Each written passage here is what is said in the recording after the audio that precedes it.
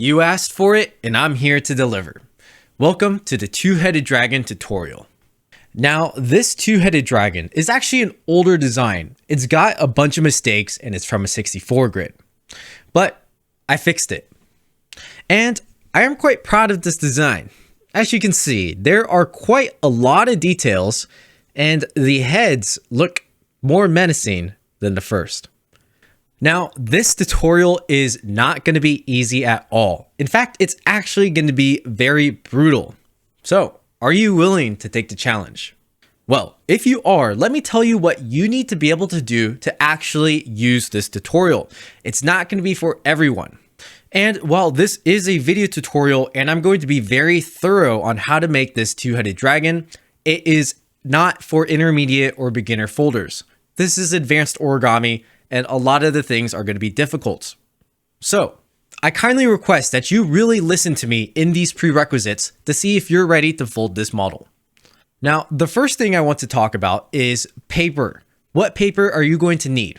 So, this fold is made with 65 centimeter Wenzhou rice paper, and I don't recommend anything smaller. Now, it doesn't have to be Wenzhou rice paper, but it should be handmade paper, and I would say at least 60 centimeters. If you think you can fold this from a worse paper that's smaller, you're basically estimating that you're a better folder than me, which some of you might be. And if you are, totally go for it. You have your own judgment. But for everyone else, I get a lot of comments asking, Boyce, can I use foil 40 centimeters for this model? Don't even ask that question. If you're having to ask that question, you probably can't fold this tutorial. So work on those skills. And thankfully, I've created a paper guide as well as a lot of other tutorials on crease patterns and folding in general that you can practice to be able to have the skills and resources to fold this model. Now, the next prerequisite for this tutorial is to be able to fold a 48 by 48 grid, preferably an accordion grid, as well as pre-crease most of the dragon. The crease pattern is going to be on my website, linked down below in the description. So check that out for the base pre-creases. Now, you don't have to pre-crease everything. I'm going to show behind me basically all you need to pre-crease, which is kind of everything except for the heads. The heads I'm going to cover pre-creasing in this tutorial just because it's kind of weird. And if you're not able to do that pre-creasing or fold the grid, again, I have tutorials on how to fold a grid, especially a 48 grid. And I also have the crease pattern class, which you can take to understand how pre-creasing crease patterns work. So definitely check those things out if you haven't, and if you want to work towards folding this model. And lastly is the prerequisite for shaping.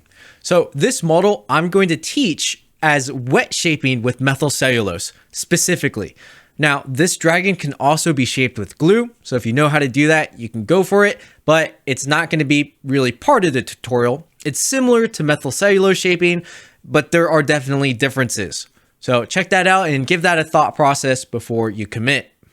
And this specific fold of the two-headed dragon is actually folded with only MC. There's not a single ounce of glue or PVA in the model, except for what's used to treat the paper. So if you don't have much experience shaping with MC or glue, I do not recommend folding this tutorial. It's best to learn those skills first and then come back to this later when you're comfortable with them. Now that covers all the prerequisites. And I don't want to sound patronizing or gatekeeping, but these prereqs are honestly to help you. I just really don't want to waste your time with this model. And a lot of the questions that might come along, such as paper, size of paper, shaping, how to fold this part, are going to be answered if you can do these prerequisites. So that covers all the prerequisites, and let's dive into folding. Welcome to the hardest tutorial on my channel. And here we are with our pre-creased paper. Now, I do have some extra creases on my sheet because I messed up a little bit. That happens. It's totally okay. It's not going to affect the rest of the model. But, just don't get confused by those. Now, you can see I pre-creased everything except for the heads. So the heads are not done. This is the left head. This is the right head.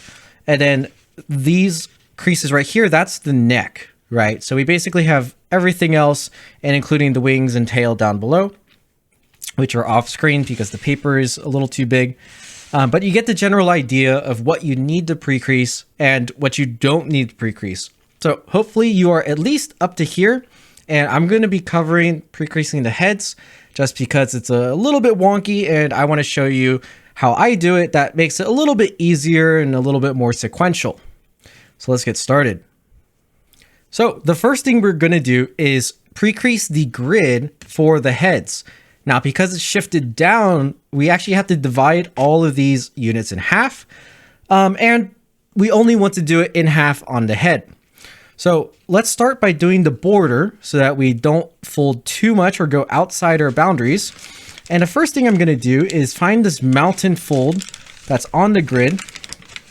And basically, for our 3 units on the neck, right, that's where this mountain fold is, that is going to be halved.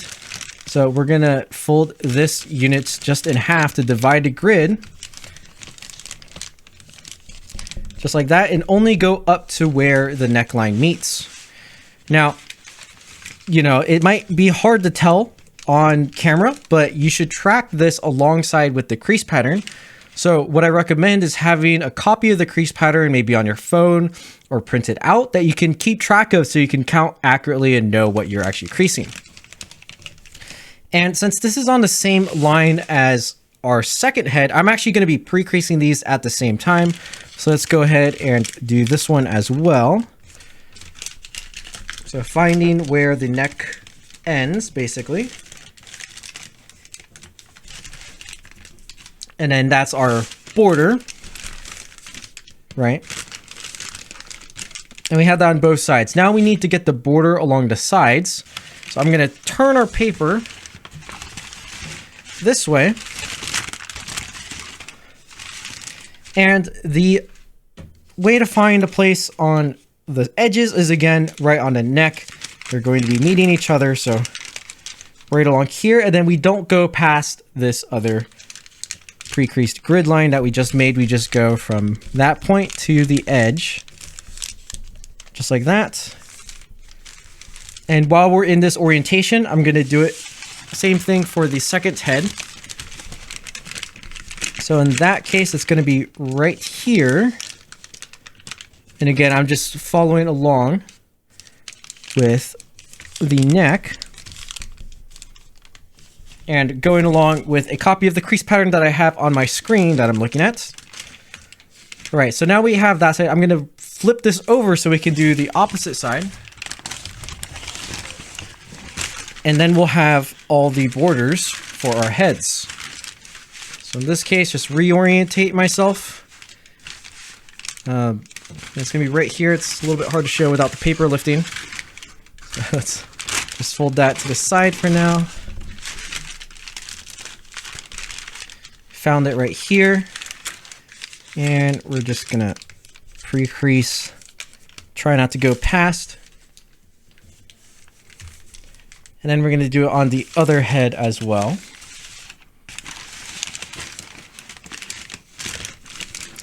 And I found the neck crease, just like this.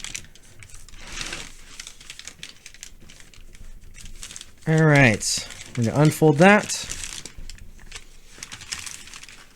And we are getting started.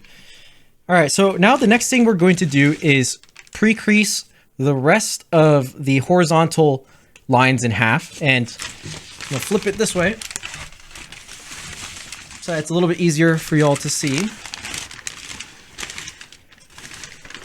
Okay, so we have our head and we have our outline. You kind of see it like this.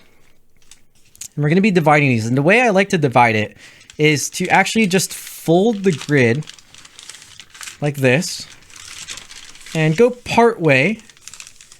That way we can just take this little flap, and if we fold this flap in half, it pre-creases 2 of the divisions at the same time. And even though we're folding through layers, it generally won't add any inaccuracy just because it's thin enough and it's just one layer. Obviously, the mountain valleys are not going to be correct, but we are going to be able to fix that later on. So we're going to do another one just like this. I'm folding the whole pleat first of the 48 grid, and just doing the math, we're making divisions of 96 right now. So I'm going to refer to these as the 96ths, and then the rest of it as 48ths. And there's not too many of these pleats that we have to do. So just like this, and like so. And yeah, the reason why we're pre-creasing this, we're actually going to be folding the head first anyways. It's one of the more difficult sections, and it has some transition units. So it's actually very important that we do it first, because it's going to be a lot less painful than doing it last. You know, we don't want to parachute the model. That would be very difficult and probably wouldn't result in being clean. All right, so we have all those divided, and I would recommend, you know, folding them in the correct mountain valley order. We're going to do that next. We're just going to fold all the divisions in half, and it'll be a little bit easier to do later on. So again, now we have to do the same thing with the second head, which I'm just going to show so people can see how I fold. I think if you're able to watch how I'm able to handle the paper, maybe you might learn something, and it doesn't take too long. So just fold it like this. And if this is something you're kind of not used to, you don't have to feel like you're going, you know, too slow. You can take your time. And then hopefully I'm not going too slow. I'm definitely not a very fast folder, but I recommend people, you know, it's not very beneficial to fold fast, but there's a lot of benefits in folding slow. So don't worry about the speed. And we're almost done here with our divisions.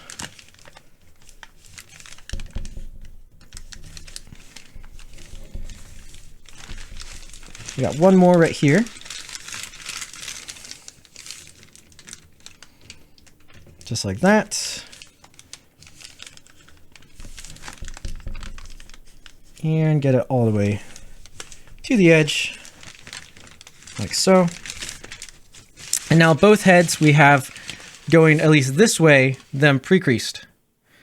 Now we have to do the other orientation. I'm going to fold this paper behind so it fits on camera. And so we're going to start with this head, and it's basically the same thing, except we're going up. So, you know, I'm going to fold a pleat. This time it's the very edge one. And keep in mind, if you're wondering, you know, what orientation of the paper I have up, it's always just the outermost being mountain. So if you folded the correct accordion grid, it's mountain. It technically doesn't matter, but it's going to help later on. And then I'm going to fold this whole pleat just in half, just like that, only up to the edge, which is defined by that border that we folded right at the beginning of this tutorial. And then same thing here, so it's only, you know, that much wide. And then while this is folded, we can do the second head at the same time. We just shimmy on over and do the exact same thing.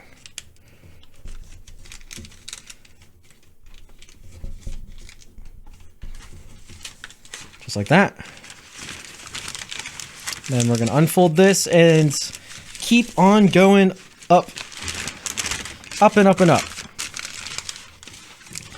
And since this part is pretty explanatory, I'm going to skip ahead so you don't have to watch this as part of the tutorial, and we're going to finish this up and move along right afterwards.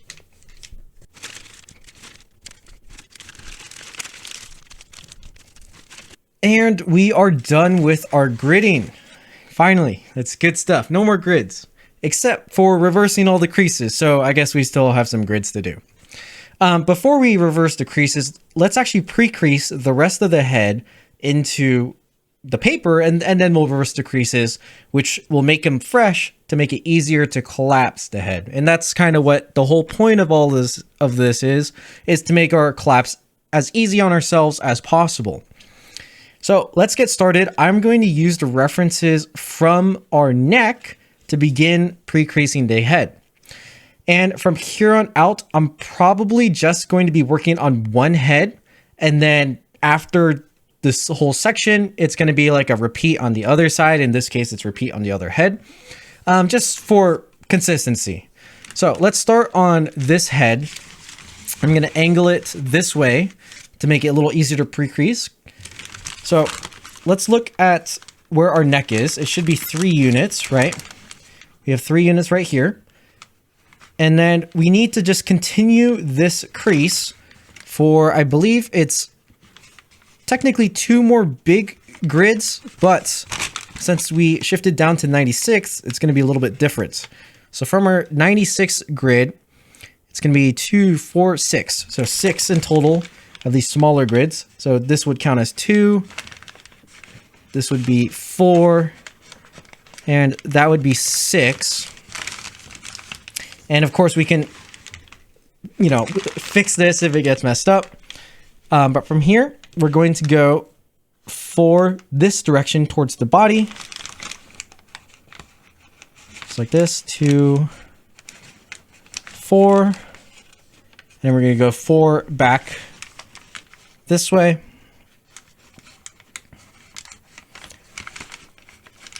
And what we are pre-creasing right here are the horns. And then from this point, we should be able to just fold all the way back and it'll reach our neck. And this one should be 6. So 2, 4, 6. And then we reached our neck. You can see our neck is 3 units here. So we know we're on track. And that's how I like to keep track of myself to make sure I don't pre-crease things wrong. But of course, sometimes mistakes happen. So if it happens, just recorrect yourself. Try not to get lost. From here, we're going to just keep going down with the pre-creasing. So I'm going to pre-crease the rest of the diamond in the middle for our horns. And so that's going to be another 4 on both sides like this. Just like that. And then now I'm going to go this way. And we go this way 3. Just like that. We're going to do the same thing on the other side. 3. All right, and skipping a little bit ahead, but you see I creased this, but I did it wrong. So we're going to show this again.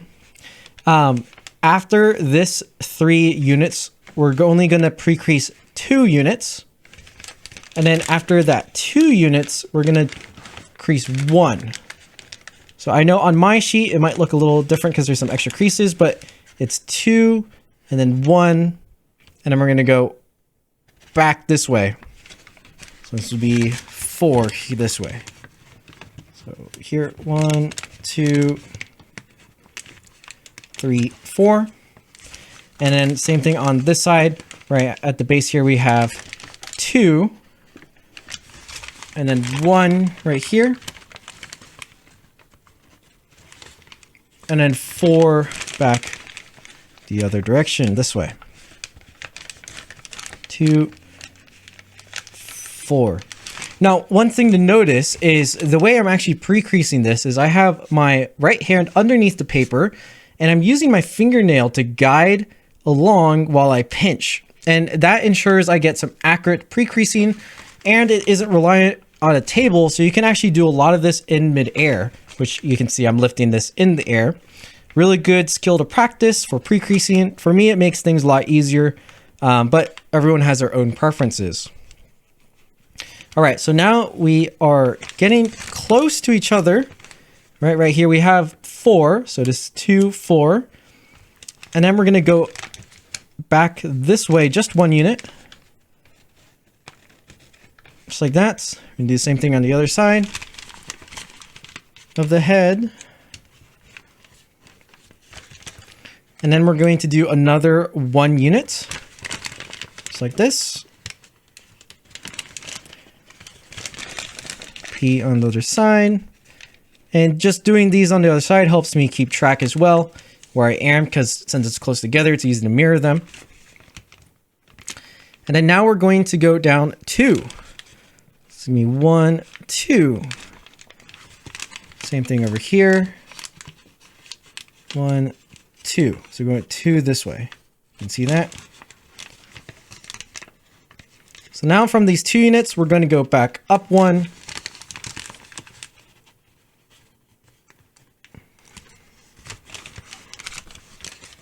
Same thing on the other side. Just pinch it. And then go down 2 again on both sides. So again, we have like a little zigzag going here. 2. Now we're going to come back this way, 2 units. So at this point, we are at the base of the jaw. Now we're making the lower jaw.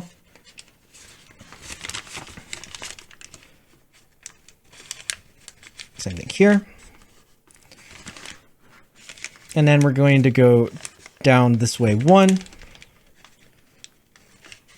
Same thing here.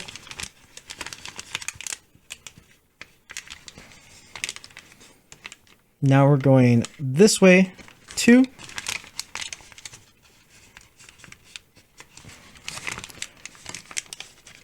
Same thing here, 2. And again, a lot of this I'm just referring to from the crease pattern. So if you're able to just follow from the crease pattern, go ahead and do this and you can double check it. I'm just showing this for the sake of showing it in the tutorial. And then I'm going to do these last ones at the same time. We have just 1 and then 1. So pretty simple at the edge.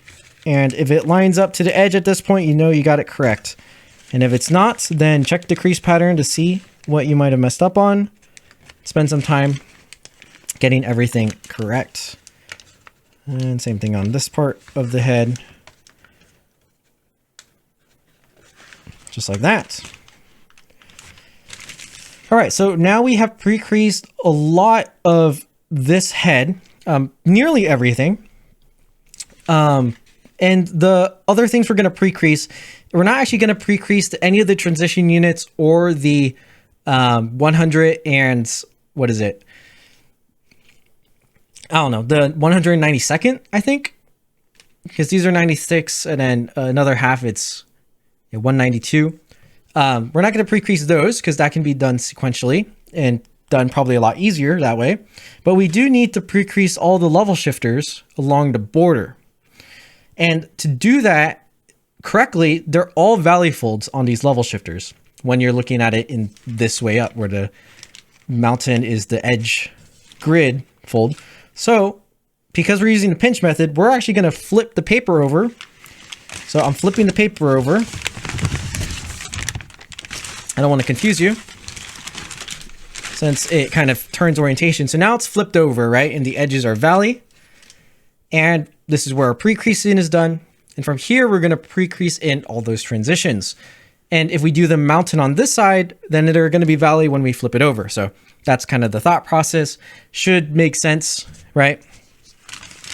So now where do we pre-crease these? Well, again, we're going to find our border. And in this case, we're going to start with this border first, which is towards the inside of the paper. And if we look at our crease pattern on the border, you know, the edge one, which appears as a valley on this side, is a mountain on the other. And then the one right next to it, the first 96th, in our case will be mountain, but on the flip side will be valley. And so we want to be folding along what's this first 96 for our starts. And what I like to do is once you get that first diamond in, it's very easy to tell where the rest go. So we're kind of, again, marking off our borders. And these are just all 1 units within here. And again, just double check a lot with your crease pattern to know you're doing this correctly. But it's 1 unit up from the edge. The diamond touches the very, very border. And the center of the diamond is that first 96 division. And that's how we start. Now the next diamond is going to start 2 units, 2 96 grid units up. So we go 2 grid units up, then we can start our second diamond. Just like this. And with these 2 diamonds, we should be just good to go to do all the rest of them. Now, I'm going to show you the way I like to pre-crease these diamonds, because you notice I'm like switching back and forth and back and forth. I like to just crease everything that can follow along this orientation at the same time, and then I go back. So I'm creating half diamonds all the way up, then the rest of the diamond back down. So what do I mean by that? Right, we have our second diamond right here. We go 2 grid units up, and in this case, I am just creasing right there, and then that top of the diamond. So that's basically half a diamond pre-crease. It's a little small, if you can see it. And then I just keep going up. So 2 more like this. And it just makes it a lot faster to pre-crease. So if this confuses you, just crease the whole diamond. You know, that's totally fine. It takes a little bit longer. And just refer to your crease pattern to make sure you're doing it correctly. But for me, since this is a tutorial, this is how I think it should be done, because it saves a lot of time. As you can see, I'm almost done with this entire edge. And we go up to here, and that's our top one. We don't do another one because that's the top of where our head lies. So now I'm going to turn the paper this way so that I can fold coming back down. And we have a bunch of half diamonds pinched. Now they're going to be full diamonds. Just like that, it's a full diamond. There's another one. And another one.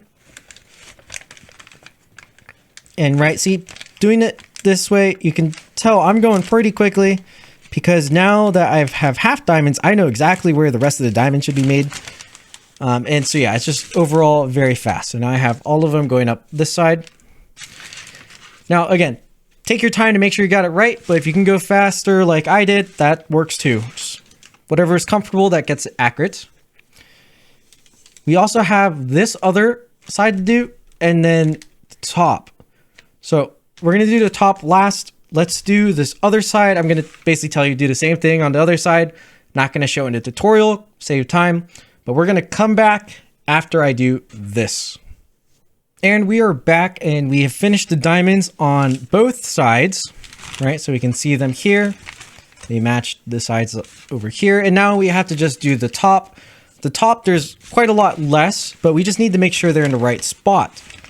But what helps is we have this nice reference point with the middle line of the head, which is the tip right here. And then all we have to do is really look for our border fold, which is just right, like basically 296 grid units above that point. And we want to leave 1 grid unit gap to start our diamond. Like that. And again, I just like to put 1 diamond in fully just to have reference to know we are going the right direction. And basically, if you were to do this incorrectly, this 1 diamond, you can now look and count all your grids to check if it's in the right spots and fix it if it's not. So there it is right there. And I'm going to do the 1 just opposing it. I believe there's only 4 diamonds total on the top edge. So this should be not too bad to just show both sides. Right, so let's do the diamond that's supposed to be right here. So now we go 2 grid units to the side. And in this case, we can just make our full diamond. So why not?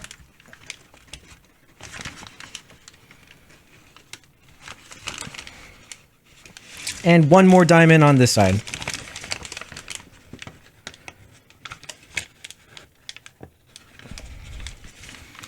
And honestly, these diamonds are probably my least favorite part of pre-creasing this entire model, just because it's like 1 grid unit each time is just slow, and a lot all at once. So there we have it. Let's show this kind of more in the middle. Paper's fighting me all over the place. But here we go. We have the pre-creasing done for the head of the 2-headed dragon. But as it is a 2-headed dragon, now I'm going to tell you to re-pre-crease all of that on the other head. So again, let's flip this back over to the correct side. So this is the head that we've pre-creased. Now you can see all those diamonds are valley folds, right? And our side over here, this has not been done yet. So we need to pre-crease everything over here. So let's go ahead and do that. I'm going to cut to when this is also done, and it's just going to be a bit better than to collapse it and pre-crease. So yeah, just pre-crease it. And we are back, and we have pre-creased both heads. So you can see we have the transitions, these diamonds, and the pre-creasing on both sides. So next up, and the last thing we really have to do before we can start collapsing is to make sure the mountain and valleys along our 96 grid are the right directions. So remember, we folded in half through 2 layers, and that kind of guaranteed that around half of them are already going the right direction, but the others aren't. Now, in my experience in collapsing these heads, the more important creases, grid creases to have in the right direction are the mountains. And this is because they are connected to the ends of our transition units. So it both helps the transition go through and just in general with some of the other structures. And the easiest way to do that is to just start from the very bottom 96th division. In this case, it is already mountain, and just like that, right? And then just go up every, 2, every other, and make sure that they are mountain. So in this case, this one is a valley, and I'm going to turn it into a mountain just by reversing the crease. Just like that. Now, if you really want, you can just have all the mountains and valleys go the correct direction. And, if this is your first time doing a crease pattern as complex as this, you might want to do that. So in this case, you would just fold the edge mountain and then, basically fold it like you would just do a normal grid to get the other one a valley, and go on and so forth. For me, I don't see as much benefit from that just because I know how to fold this model since it's my design. So I'm just going to be flipping the mountains, and I'm going to go up this way and then do it horizontally as well. Now, I want to warn you, on the horizontal versions, there's no edge to start with mountain, right? Because we have our borders. So in that case, you're just going to have to check the crease pattern, and I recommend checking from the middle and go outwards, because not all of the horizontal grids are going to be used up. So on the crease pattern, say for instance, starts in the middle. I believe in the middle, you'll see a mountain fold, and that's because the head is actually folded in half. Now, that one is going to happen at the very end. So the one we really want to pay attention to are the grid units that are right next to our middle line. So again, we can find our middle line of the head just by looking at these corners of this central diamond, and then go one over and make sure that it is a mountain.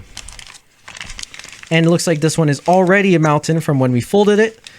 And that means we just can now check the other side of our middle line, which is currently valley, but it needs to be mountain. And so we can very quickly, I'm going to rotate the paper slightly. We can just reverse that crease to have it as a mountain as well. Just like this. And be careful while reversing the creases, because, you just got to be careful. The paper isn't going to do it automatically for you. Just like that. And go on and so forth. And then we're going to be doing that for this head and the other head. So I'm going to leave y'all to it. Go ahead, get those mountain valleys the same direction, or at least just the mountains the correct direction, and we'll be good to go. So we'll come back when that's done. And we are back once again with the mountain and valleys folded in the right directions for these 2 heads. So you can just kind of see where I've been folding, and for the most part, they are mountain and valley. This means we can start collapsing the heads. So that's great. Now, one thing before we collapse the heads that I like to do is actually just fold the pleats back up in this direction. So let's go ahead and do that really quickly. I'm going to move the paper this way. just like this, and just kind of fold it up into a pleated stick. And that just kind of helps keep things together. So let's do this really quickly and we'll come right back.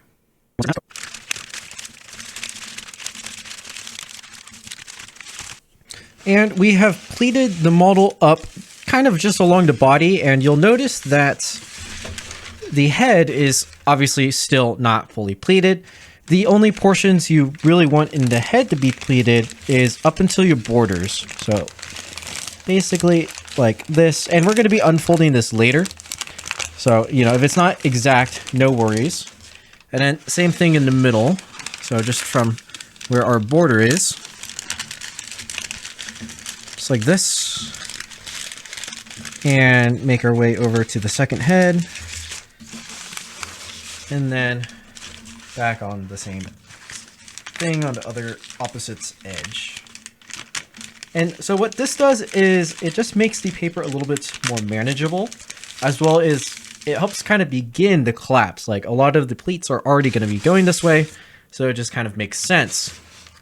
In addition, I find it easier to collapse just kind of the branches or where the foot and the neck is going to be as we do the head, just so that we can get a lot of these pleats done and we don't have to do a lot of weird fidgety and parachutey kind of stuff. So speaking of that, let's choose a head to start with. We're going to start with this head and begin collapsing. So one thing that I like to do first is to get all the transitions, or as many of the transitions, done as possible. And we're going to work our way up the head like this. So starting from the edge here, which is mountain, right? We can just, it's already pre-creased. I'm just kind of showing where it is. And generally, because we pre-creased everything the correct direction, the transitions should be pretty easy to do. You know, we can just start with the large pleat, and then as it comes towards the transition or the level shifter right here, we can fold our other, you know, our 48 grid, and then just this little small pleat that connects that transition unit. And when I'm holding it in place, it's already basically folding itself. And there we have the first one. Now, make sure it's clean. Since the rest of it isn't fully collapsed yet, you might have to fidget a little bit with it just to get it in, but that's the concept, right? So on the 48 grid, we just have mountain, valley, but on the 96, we have mountain, valley, mountain, valley. And then same thing along the other side, right? Same kind of deal. And this is where, when it's in the middle, you know, we don't have that edge, so there's other things that are going to start to fold as well. So let's get this transition first. I think it's a little stuck right here.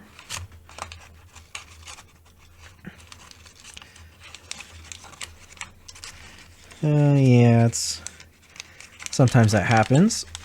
All right.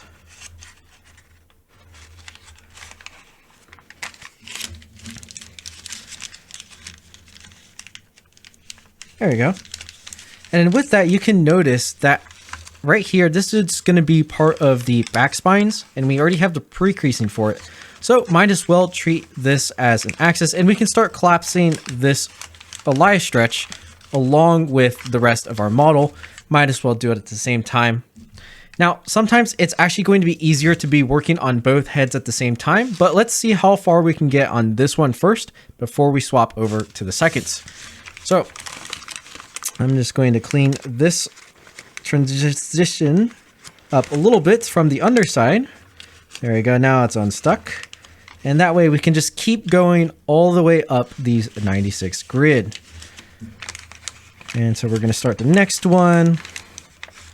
And same kind of deal, right? We have the next 48 grid connection. We have that right there. And it's very self-explanatory, I think, from this point on what you need to do. This might take you a little bit longer than what I'm doing, just to line up your creases correctly or to kind of understand how these transitions are forming. But these are just very generic level shifters. So if you've taken my crease pattern class, you should know how to fold these pretty easily. And especially since they're pre-creased, it kind of just goes together. But if you need a little extra help, you can see I'm very much working on the underside of the paper, as well as just getting these pleats in place to guarantee that these transitions just fold along our pre-creases. So when it's like that, a lot of times you just have to make sure we reform the border pleat. And then if it's nice, it will basically fold itself for us like that. There you go.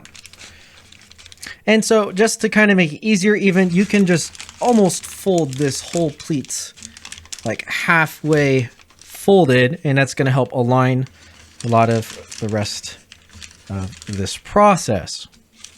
So, and then on this end, we do have like the claws. We don't really need to fold any of that.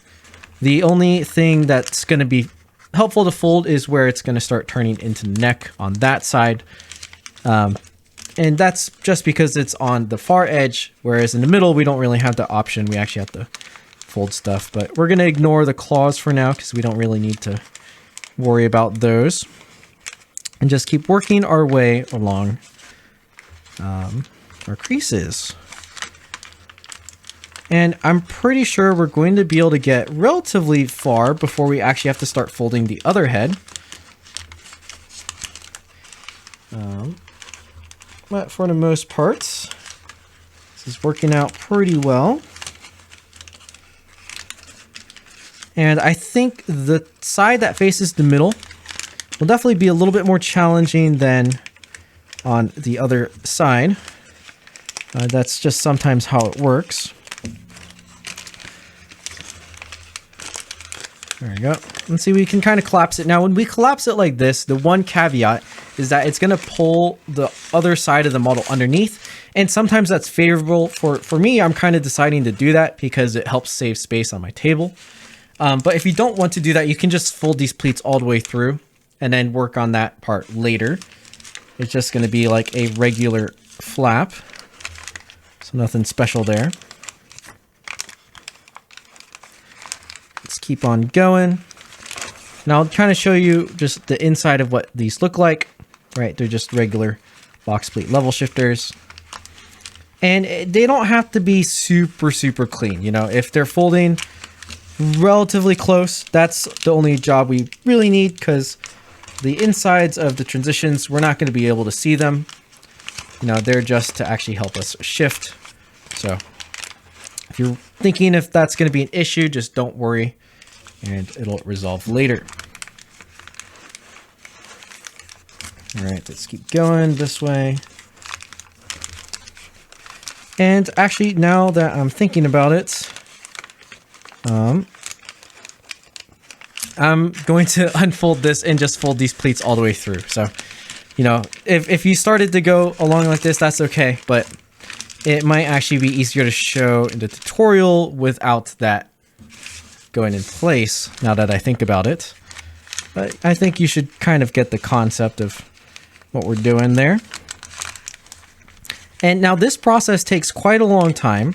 So, you know, it's been a few minutes and I've only gotten maybe a third of the way up. So be patient with this and just try to go as far as you can. I think I can make it really close to the whole thing without even touching the other side yet. So let's go ahead and try to do that and just show you that it's not too bad. It's just a little bit of work to get all these transitions done.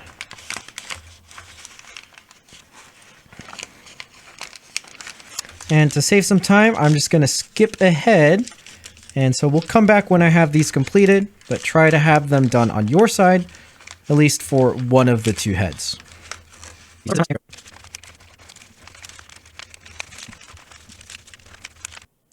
And we have completed getting all the level shifters along this axis done for this head. And thankfully, we didn't really have to touch the other head. Now, if it's giving you some issues with this like half collapsed, feel free and go ahead and mirror the other side as we do this process. But if you don't want to do that and want to follow exactly what I'm doing, then we'll pretty much collapse this head first and then do the second head. So let's take a closer look at what we got going on. We have a lot of the transitions just all done on both sides, but we didn't do the ones on the top border. And that's because we're going to be able to do those as we collapse the actual head now. It wouldn't make sense to fold those in and fold through all these pleats. Might as well just start collapsing it first anyways. And the method I found that works a little bit easier is to go from the edge upwards again. Some people like to do it from this and go out. It works both ways, but at least to show, I found it's a little bit easier starting from here. That does mean we have to unfold a little bit more. So what we're going to do is unfold a lot of these pleats, pretty much most of them, but try not to unfold your transitions. Now, the nice thing is because they folded, they're mostly going to stay put, but it might just get a little bit fidgety. And if you want, with this big clump of pleats, it kind of gets in the way. You can like clip it if you want. If you have a clip, that just helps it stay out of the way, but I'm just going to leave it like that. All right, so I rotated it just 45 degrees to make it a little bit easier to start. And I'm going to start by finding our pre-creases right around here. And the nice thing is, if you look at the crease pattern right above our pre-creases here, we have a mountain and valley fold pleat that goes through pretty much the entire thing. So I'm going to start by pretty much getting that mountain done first. And that one will actually go all the way to the end here. And we can't quite fold it as part of our transition yet, but it's going to block in place kind of like this. And then you can get the valley and basically do the same thing. And then once we get around to this edge, we can just start to collapse. So you can see we have their mountains here and they fold up just like this. And this is just along our pre-creases. And honestly, a lot of this is just following how you would collapse a regular crease pattern. So once again, if you don't know how to do something like this, go check it out on the crease pattern class. This is just Elias stretches up and down, following our pre-creases. So you can see we have mountain, mountain. It pushes up into a point right here. Right, the next one continues down. And then it comes back up like this. And we have another point that forms. Comes down again, and then this is the base of the jaw, so I just like to squeeze just like that. If I open it up, you can kind of see what's going on.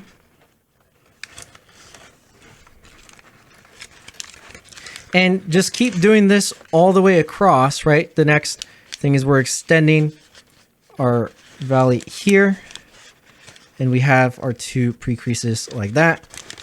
So that's going to be another, little pleat, and this one might be a little bit more challenging because you're going to have to squeeze in what we collapsed so far, kind of get it into a point,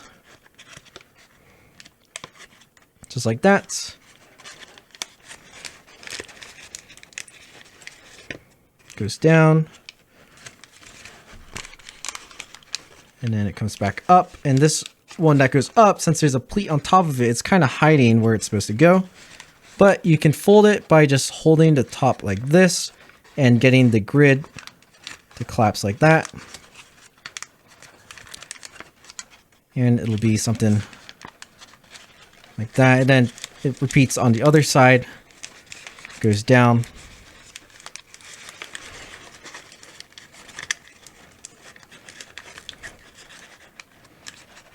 And you're just really gonna have to pinch this in place. It's a 1 unit flap because it goes right back up again.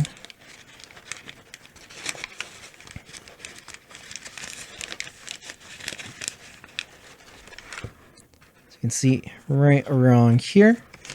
And once it kind of collapses, then you can pinch top flap there. Now we could keep going, but I find it easier to now do the exact same thing on the other side, and it's really going to start to collapse all together. So let me angle this way so you guys can actually see it.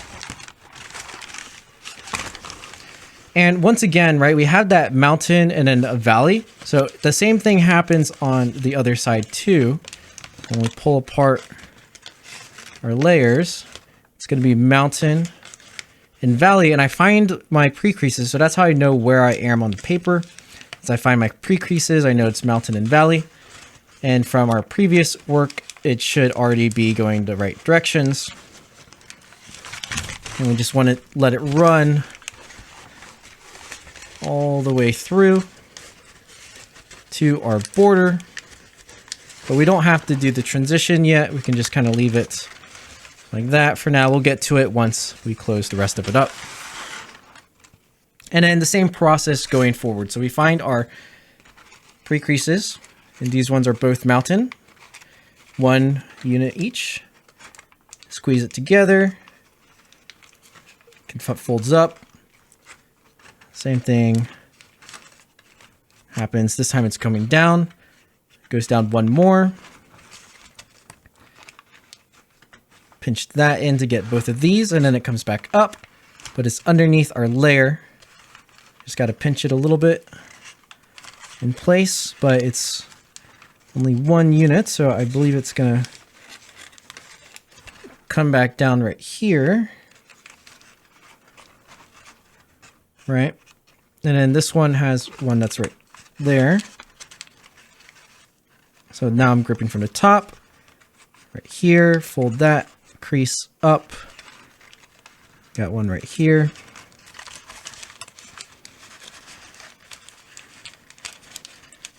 Fold our grid pleats. And honestly, this might be confusing for some of you, again, if you haven't done something like this before. And if you're still just trying to send the full model, I recommend you're checking the crease pattern to understand where all these mountains and valleys are coming from. Now, obviously, the crease pattern has the transition units like built into the crease pattern where we're going to turn them into 1/92nd partitions for the teeth. But you should recognize, if you've watched my crease pattern class, that they just start as the 96 grid, 1 unit flaps. And that's kind of all it really is. And so that's why we're collapsing them like that first. And then if you got the other side, then you should be able to just match it up on this side as well. And I got a little bit messy there, so I'm just fixing it. There we go. And it's a little bit fidgety, but if you're slow and careful, you should be able to get all the creases to very nicely agree with each other.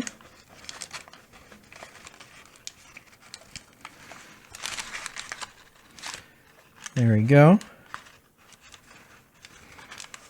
And so if we take a look at what it looks like now, we have basically the lower jaw, and we have 2 1-unit flaps, goes down 2 units, and then another 1-unit flap, and that's the base of the jaw, and then 1 more set basically mirrored on the other side. Now we can keep continuing up and up and up with this, and again, we're just following our crease pattern, all the same sort of thing. Now, this section is going to have a lot more of these vertical grids being folded, so that's what we're going to be doing here, and that's also going to help really start to get these transitions involved. I'm probably not going to fully fold yet, but as we go along, you can see we basically have this transition unit done as we collapse and collapse. The other thing to note is that now our axes on our head is pretty much closed, so the paper is not lying flat at all anymore. You see, this part is tucked underneath, but we're not pressing anything flat just because we can't. And especially when we start doing the other head, we really don't want to make it lie flat at all. And so even though there is the table underneath me, I'm doing a lot of this in the air, I find it to be a little bit easier, a little bit safer. Okay, we got another. We're just continuing following our crease pattern and our pre-creases. You know, these creases they already exist. We don't have to find them or make new ones. Or sorry, we just have to find them. We don't have to make new ones.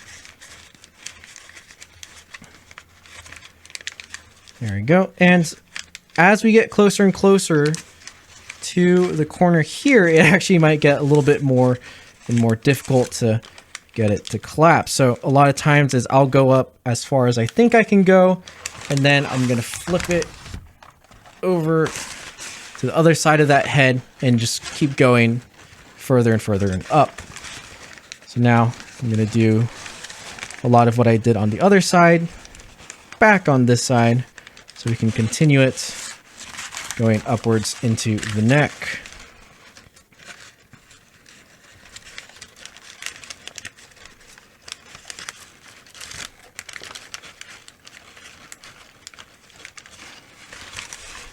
There you go. So you can see our pre-creases, right?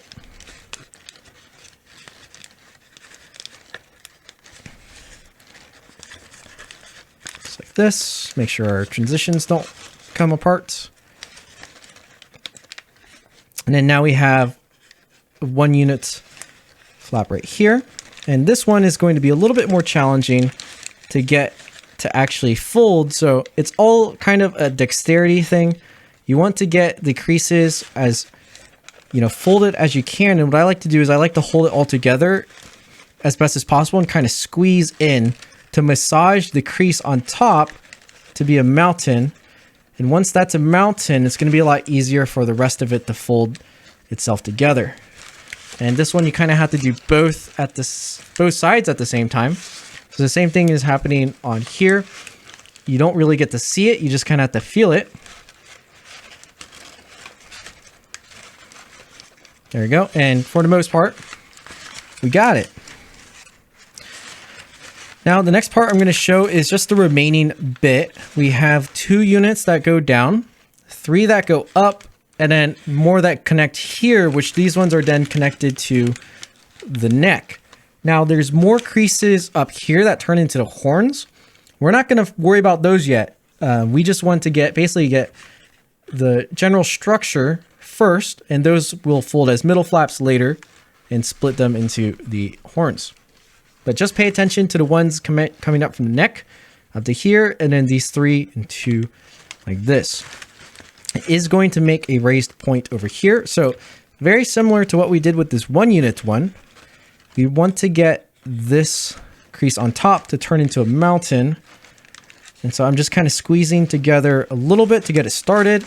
And that should be all we need to actually just rely on the rest of our pre-creases to get that going.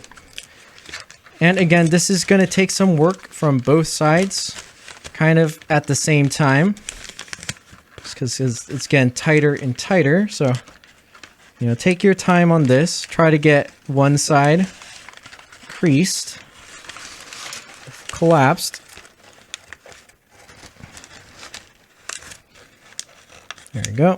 And if you're wondering where I'm kind of grabbing, I think I went out of frame on that one, so I'll redo it, is I'm just trying to grab the pre-creased areas. A lot of times when you're doing this, the paper is going to try to crease itself potentially off grid or off of your pre-creases, just because it's not fully collapsed yet, but you don't want that to happen. So, you know, use some finger strength and just grip on to where the pre-creases are.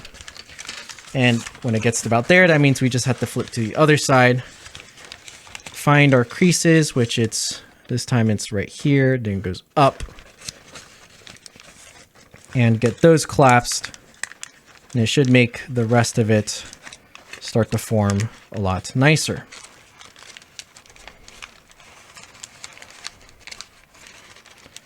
There we go. We're getting close.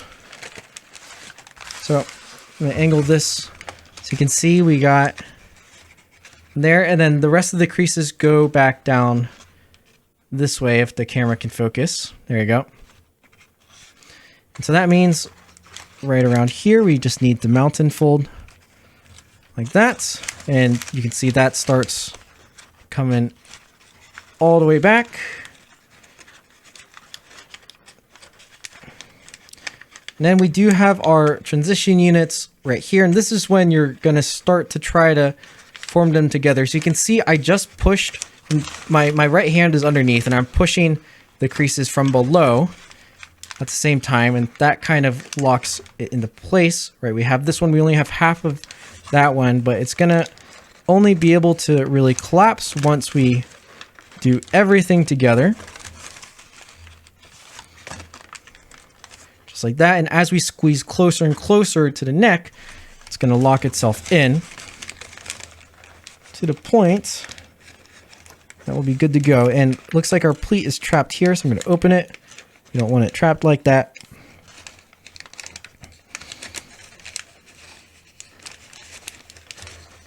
Just like that.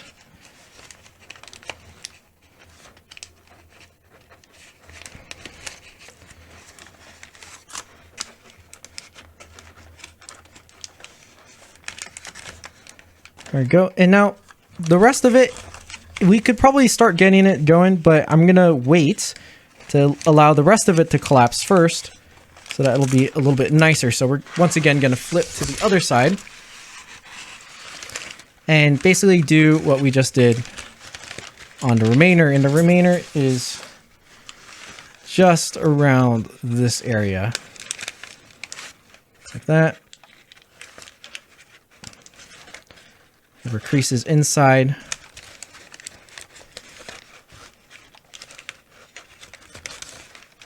There we go. That's the rest of the transition.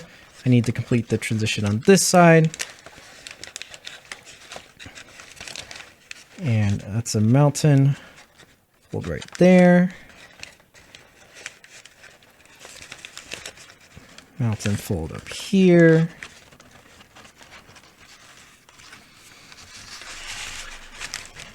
And then now we should be able to get it to squeeze down, right? And we just need to push that in. And we are looking pretty good. You can see it's really starting to just collapse on its own now, which is exactly what we want.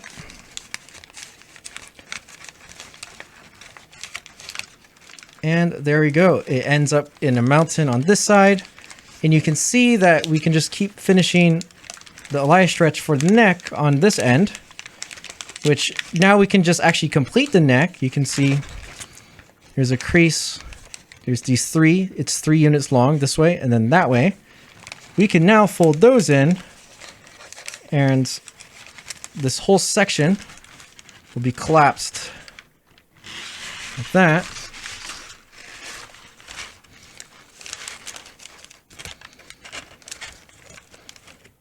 Right.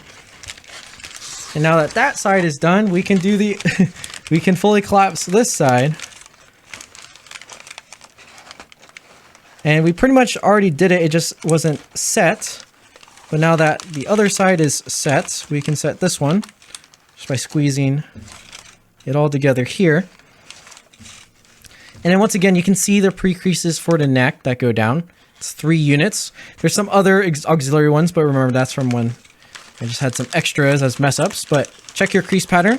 Hopefully you don't have extra creases and you pre-creased it perfectly on yours, so you don't get confused. For mine, just by looking at the pre-creases, I kind of already know where it's going. But you can just refer to your crease pattern to know. And then there we go. We have that collapsed. And once that's collapsed, I'm going to fold along this, which is what our axis was this entire time. But it's just a valley fold. Now, it's not going to fold the whole head in half because I actually don't want the whole head to fold in half. I'm just want kind of the neck to fold like this. It's a little bit easier to manage, but don't try to fold through all that because it's really thick and it probably just won't happen, or you'll rip the paper. So definitely don't do that. Now you can notice we have this flap. It's about 3 units long in terms of 96 grids. And let's just take stock of our head anatomy. What do we got? So this is going to become our horns. We're going to do that maneuver after we collapse the other side of the head. And we'll just do those together. Next up, we have this flap. This becomes the eyes. And then we have a ton of flaps over here. And these are the teeth flaps, which they're not done yet. We're not done folding these, but that's what these are for. And you can notice that while collapsing, because it was just all over the place, the pleats aren't really, you know, lined up the best. So now, after the neck is pretty much all locked in, now we can go ahead and clean this up a little bit. So, you know, this happens because sometimes, you know, as you're collapsing, it went off the pre-creases a little bit. All you really got to do is just shimmy them into place. You know, they're all grids, so you should be able to tell for the most part where they line up. And as you do that, just kind of squeeze and press it into place. What I like to do with these 1 unit flaps is fold them both directions, and that just kind of helps them line up and allows the creases underneath to make sure they are going where they are supposed to. Just like this. And like that. And if it's not fully perfect, you know, you don't have to worry too much because we still have more to do on these. All right, so now that we have the head kind of collapsed, or, you know, the general structure of it, we're going to start to collapse the teeth, which includes pre-creasing the 192nd divisions. And, you know, I like to do this. We don't have the other head collapsed. You can collapse the other head first if you'd like, but we don't really need to. I'm going to show this first and then basically tell you to do it on the other side later. But what's going to happen is we need to unfold quite a lot of these pleats from the snouts onwards. So again, we have our horns over here. I'm just going to fold them back for now so you can see. And then we have this set of units for the eyes. We want those to stay in place. Then we have this flap on top, and that's the snout. We're basically going to be unfolding from here over to here. And unfolding, only thing we're unfolding is stretching out the vertical layers out one, but we're going to keep all the pleats in place. So that might confuse you a little bit, but what that's going to look like is I'm going to unfold here a little bit like this. Not all the way yet, but do you see how, right, all these creases are, you know, shoved inside of this flap. And so that's what I'm going to take out, is I'm going to basically unfold this one pleat. It's one set of mountain and valleys like this up to that snout like that, and then recollapse all of those pleats back, which it should be pretty easy. You know, we're not really collapsing anything new. The only weird bit is that this is not going to be flat. It's going to be like half collapsed, and that's where we're going to leave it, and it should be okay. And then for the rest of it, right, it just follows the pre-creases we had, which were collapsed beforehand, so it actually makes it really easy to reassemble. It's almost as if you just, you know, took a quick peek and then of unfolding a model, and then you're just recollapsing it back in the same paper memory as before. Right, so we still have everything basically intact. It's just wider on this side. And we're going to do the same thing on the other side. You're going to push that out. So same exact process. Just unfolding that pleat of one mountain and valley up until the snout flap like that. Don't forget, right at the snout, it's going to be kind of weird. It's going to be half collapsed. But the rest of it, just follow your existing creases and the memory of the paper. And then during this section, you can really tell, like, if you were actually collapsing along the pre-creased parts. And if you weren't, then this is your time to fix it so that you can have this, you know, section of nice pleats.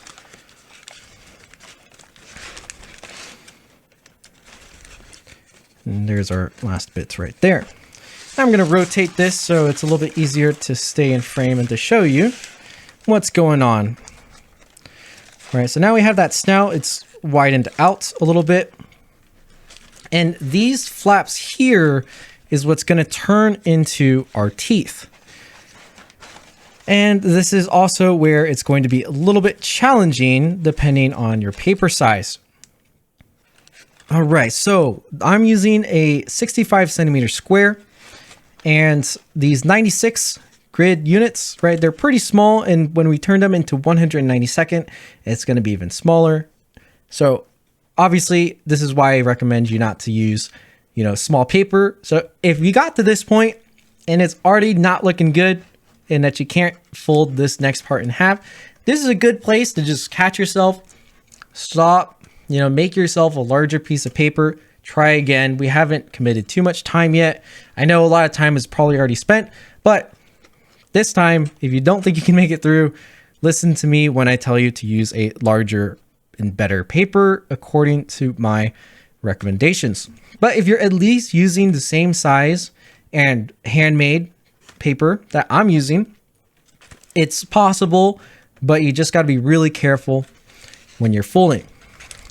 Now, I am pretty well practiced with doing this sequence, so I'm very comfortable folding it with this paper. And what you're going to see is me folding in the air this whole pleat in half, right? Nothing too crazy, but it is a little bit reliant on your dexterity and how you are familiar with folding in the air to get this to be as precise as possible. But it's just a pleat. And so we're going to fold this one in half. There's basically 4 that we're going to fold in half. And there's 2 along each side of the jaw, the top and bottom. So this one, and then up top, it looks like there's only 1 flap, but there's 2. One of them is this edge one. We're not folding that one in half. We're folding the one next to it in half. So this one, and it's got an angle. So in this case here, again, just fold it in half, and this is just pre-creasing. If you're folding it from the other side, like you fold the other direction, it's kind of fine and okay too. Again, these are just pre-creases for a squash fold that we're about to do. So I'm just going to pre-crease all of them so you can see just the general gist of what needs to be done. And I find that the ones closer to the snout are a little bit more difficult because you don't have a fully flat surface to grab, since the snout area isn't really collapsed flat. So just be careful. I'm basically maneuvering my fingers so that I'm not squishing all the creases behind it. That way I don't accidentally get, creases there that I don't want. And so just be very cautious, get that crease in place. And then we got one more, and that's up here on this flap. And don't forget the snout is right here. We're doing it on this one.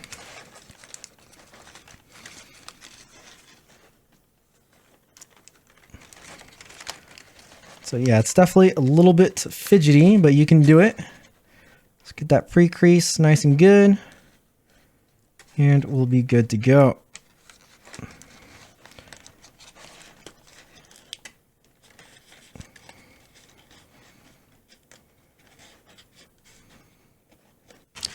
And so we are done with our pre-creases, and let's unfold these flaps. And so now we just have our 1/92 all pre-creased and good to go. It doesn't really matter which direction you pre-crease them. But the next thing we have to do is to squash fold them. Now, before we squash fold, we have 2 different types of these 1-unit flaps. We've got this one where it's squared off on the edge, and the other one where it's angled on the edge. Let's start with the angled one. I find it to be a little bit easier to get it correctly clean, just because it's more like a regular squash fold. What I'm going to do is use my finger underneath to start opening it just a little bit to get this crease going. And same thing on the other side. Now you don't want to open the entire thing, otherwise you're not going to be able to get the squash fold squashed. But once you have it like this, I like to reverse part of this crease. And if this is already a mountain for you, then it's likely the other side is the valley, but you need to convert it into a mountain. And when you do that, that's basically how you're making your squash fold with a fold so small. And so we've reversed that crease. And now when I attempt a squash fold, right, I can just press down in the middle and go outwards, and then just fan this side out, right, and we get our squash fold that's relatively clean. Now, it's not super important that these are clean. It's not shown much in the end, but the cleaner it is, just the better in general. So that's your first squash. Now, the second squash, it's a little bit different and tricky. For this one, we don't have those creases on the side. It's happening underneath. So what I like to do here is I still just reverse this crease, the one that's valley, just like that. And then it's very similar to how it starts, is I press down like this, but we can't really fan in the angle to complete the squash. What we have to do is look into here and push this mountain fold that normally runs all the way to the top here. We just have to push that in just a little bit, and it allows us to kind of squash and close it back up. And so it's not really harder, it's just kind of tricky, a little bit different. And yeah, but that's the general concept, just like that. And now we can do the other two. So let's do the one right here. Again, just get the crease inverted a little bit for the squash fold. Now, if you unfold it too much, what you just have to do is you just have to squeeze the paper back together before you attempt the actual squash fold, and you should be good to go. And then right here, we have to squeeze that. And then just one side at a time. It's good enough. Other side, same thing. Just like that. And there is that squash fold. And we just have one more right on the top here. Now this one is the most in the pocket, or the deepest. So this one is more just being careful and where you're placing your finger, not to accidentally open too much.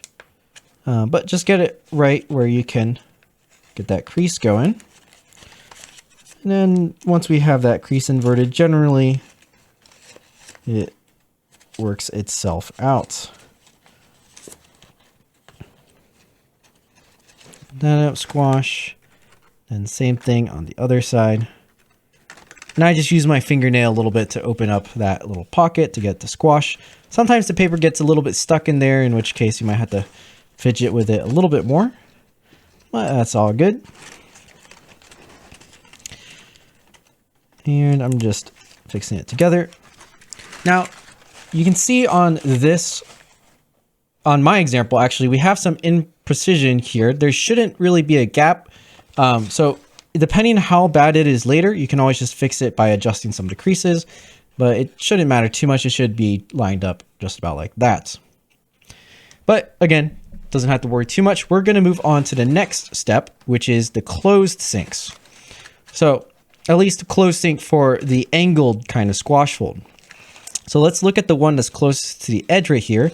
And the first thing I'm going to do is just valley fold this very tiny pleat down. And basically where we just valley folded down that existing crease line right on the top here, that's going to become a mountain.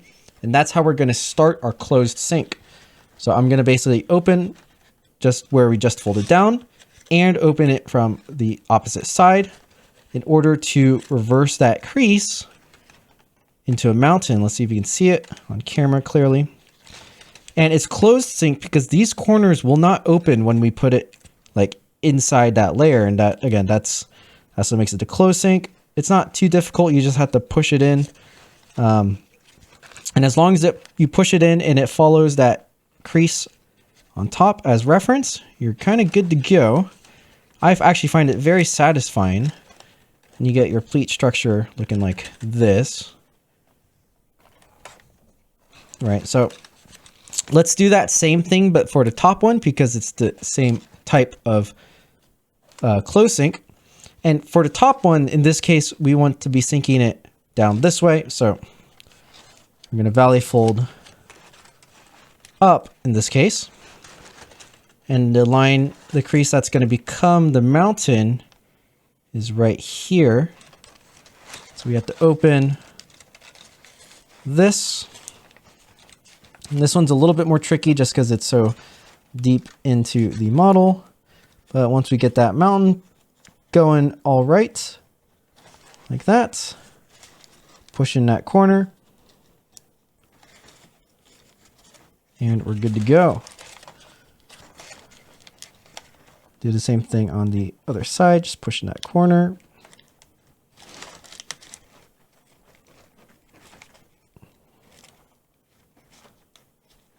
Just like that.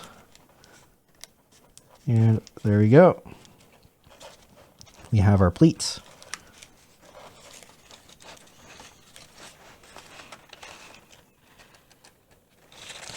And this one is definitely a little bit more sloppy than the other one, but that's kind of okay. Right. So now for the other kind of squash folds, the one with the squared off edges, this one is less like a closed sink and more like an unsink. And I find it to actually kind of be easier because we don't have to push anything into any closed spaces. We're going to start with the same kind of concept of folding this pleat down. And this is more so just to show you, you don't have to do this, but you can do a pre-crease where on this corner we make 45-degree reverse fold. So I'm just folding it down so you can see where I'm pointing to, but the reverse fold would look something like this. Right, it has to be done while that flap is actually folded up and closed. And that is too far, but something kind of like that. I don't know if this can even be seen on the camera that much. Very, very tiny reverse fold. I think it makes sense, right? And then you can do the same thing on the other side. Again, you don't have to do this, but it makes it a little bit easier to understand where the paper is actually going. Right, and then that's just like a kind of a pre-crease. Because basically what's going to happen is we're still making that crease line as a mountain. But when we do that as a mountain, instead of shoving something into the pocket, we're pushing the sides in exactly where we did that reverse fold. And it's just this tiny little crease right here on both sides. And if you look at the crease pattern, I think there's like this little diamond that's shown. I think that's what this is. But yeah, and then once you have that flap, you just fold it down like that. And now we have cascading pleats. This is what we're going to use to form the teeth. And we have one more on this side, and I'm going to show you how you would do this without pre-creasing it. And it's mostly because you don't actually have to get these little transitions that clean. You can just kind of turn that crease into a mountain. And as long as you know and understand what you're doing by pushing in this corner, you don't really need to pre-crease it all. You just kind of push it in.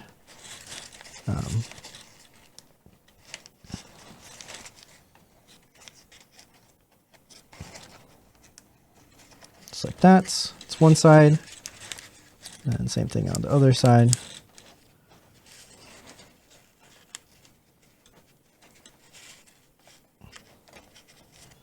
Just like that. And then fold that flap down.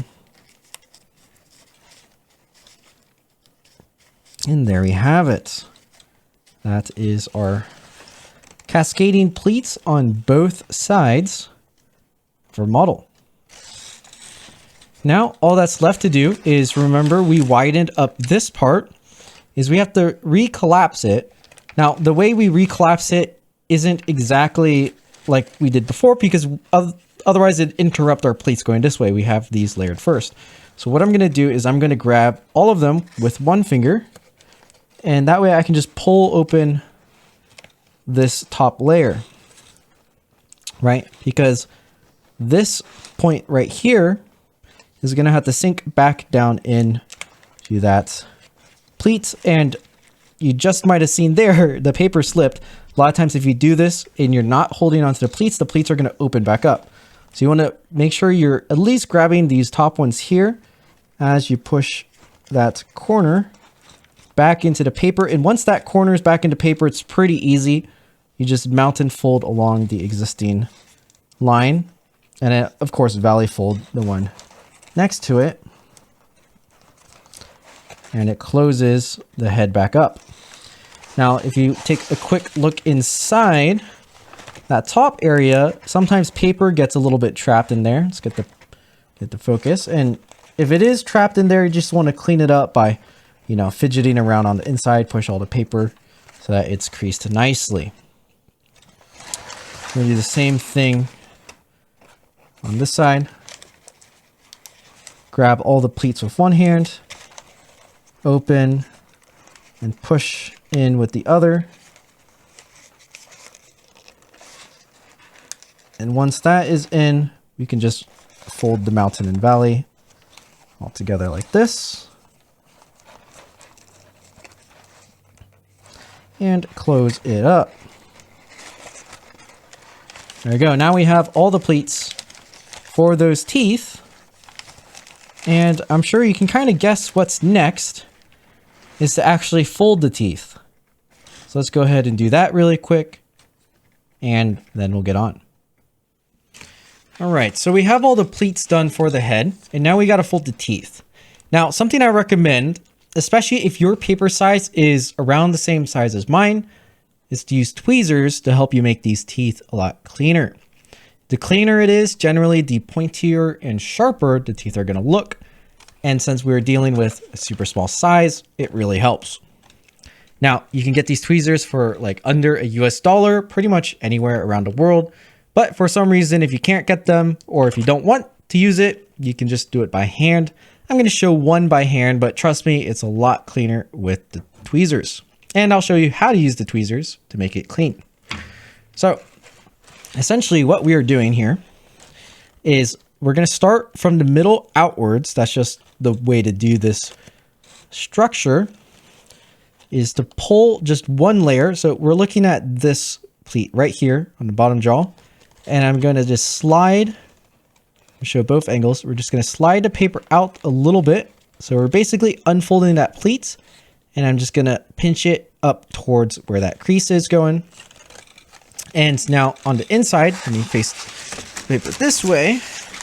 We're going to want to fold this structure into the center of our teeth, because then it won't show on the outside. And it's essentially a swivel fold that goes from the middle line here at a slight angle up till that pleat point right there, and then it goes up and swivels inwards. And so I'm going to start it with my finger. I'm not going to be able to see it, but as I start to crease it in a little bit, you can see where it's going. So, right, you can see that fold starting to form, and then on the inside, it goes back up. Now, this is a swivel where it's only going to fully collapse down when the pleat is recreated. So I kind of have to push it back into the pleat at the same time. And the part that normally gets stuck is actually on this side. And the way to do that is just push down back along that side as we're closing it up. And it swivels inwards like that. Now, as a reminder, you can kind of just mush this structure into place, but the cleaner it looks, the more the teeth stand out. So I really, recommend you to try to do this cleanly. Now, I did that by hand, but I've practiced these a ton, so I'm pretty used to it. But if you were to use tweezers, it makes it a lot easier. And I still prefer using tweezers because sometimes my hands mess up. But what you would do is you're basically going to draw in that crease line I did with the tweezers, and it kind of helps your mind visualize where it's going to go. and you're just gonna like bend it a little bit like that up to the point, and that itself is like a pre-crease for then the rest of the part, where you can just start to fold it down and then squeeze it back together. And it makes this part a lot easier and allows you to get it clean.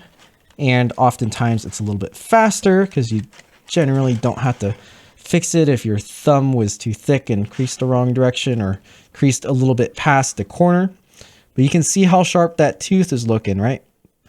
And that looks pretty good. And so we're going to do that all the way down, and then all the way down on the other side and the other side. Now on the very edges right here, you don't have to do that. They just kind of reverse fold in.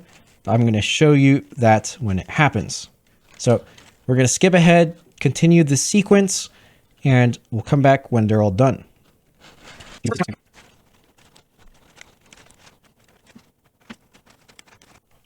And we are done with all of those teeth. Now, the structure for this teeth is one of my favorite kind of spiky structures. I believe it was originated by Issei Yoshino and then popularized afterwards by many prominent origami designers. For example, this same structure is used in the Ryujin 3.5 by Satoshi Kamiya for these spines. And I've always found it to be quite enjoyable to fold, even though it's a little bit difficult, but it really makes that nice kind of spiky texture. All right, so now we just have the ends of the jaw left to do. And like I said, they're just reverse folds. So all you really got to do is, you know, if you need to, pre-crease just 45 degrees, pre-crease this one 45 degrees, and then reverse fold them. Now, sometimes in this reverse fold, there's actually the remnants of the teeth swivel in the way of the reverse fold. And that would happen if it gets stuck in the pocket, which I'm not sure if you're going to be able to see that. But when you reverse fold, just kind of be cautious of that. You can kind of open it up and do a squash fold like what I'm doing to avoid running into that extra kind of layer of paper that could be in the way. But that's just a very small detail that even if it runs into it, it shouldn't really show in the end, right? But it kind of shapes that out. Now on the top of the jaw, something similar is going to happen, except again, it's more of a swivel fold. So instead of reverse folding straight in, I'll use my tweezers to show this. We're going to make a valley fold along this line. It doesn't exactly go to the middle. For my preference, I want it to be like about 1/3 out from the middle, because I don't like it directly in the middle. And then to the edge, so it kind of swivels out like this. And this is kind of where our nostril is going to be formed. And we'll go a little bit further than that. I'm more at the halfway point. There we go. And then to complete the swivel, it's just going to end at the tooth. Just like that. So you can check that on yours. It should be something like this. Right. Ends right at that tooth right there. And then same thing on the other side. And the goal is just to, once you have one side, you just want to match the exact same placement of where this swivel fold touches on the other side. It doesn't matter if it's exactly like 1/3 or whatever. You just want it to look similar on top. So something like that should be good. And to really lock that in place, what I like to do is just give a valley fold along all the teeth about halfway through. And so actually, I don't think I need the tweezers for this, but basically I just kind of pinch where those teeth are starting, and I don't fold them all the way, but I kind of just, you know, get them going in a direction kind of like that. And that helps the structure to stay in place, as well as the teeth to kind of already start to set in the direction that we want them to be. Same thing down here. these teeth going. And then just have a couple more on this side. Like that. And we'll probably be adjusting those later when we actually do some more shaping. But you can already start to see that jaw is looking pretty decent and spiky. Now, the last thing I'll have y'all do is, again, remember we can fold the neck as pleats all together, except for this section because it won't lie flat, which is fine. But for the rest of the jaw, kind of what helps keep in place is right now it's just swung open like this. It's gonna kind of be a mixed outside reverse fold. And to make that easier, I actually put a mountain fold in the jaw underneath the teeth and about where like this imaginary line where a lot of things are against, right? You can kind of see where like our transition unit ends, all right around there. I put a mountain fold there and try to make it even. And that kind of defines the rest of the teeth as well. Like that. And this one I press down with a fair bit of effort because it's kind of going to swivel itself into the top of the jaw like that. And you really need to just do this on both sides. Let me flip the paper around so you can see it.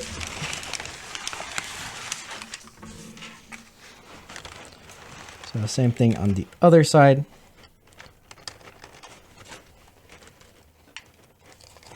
Mountain fold right where the teeth are.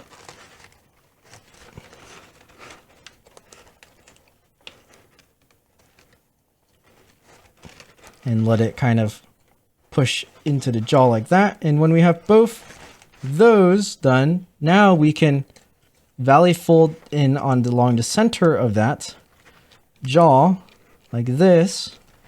And that helps it to stay in place while the rest of the model, or at least of the head,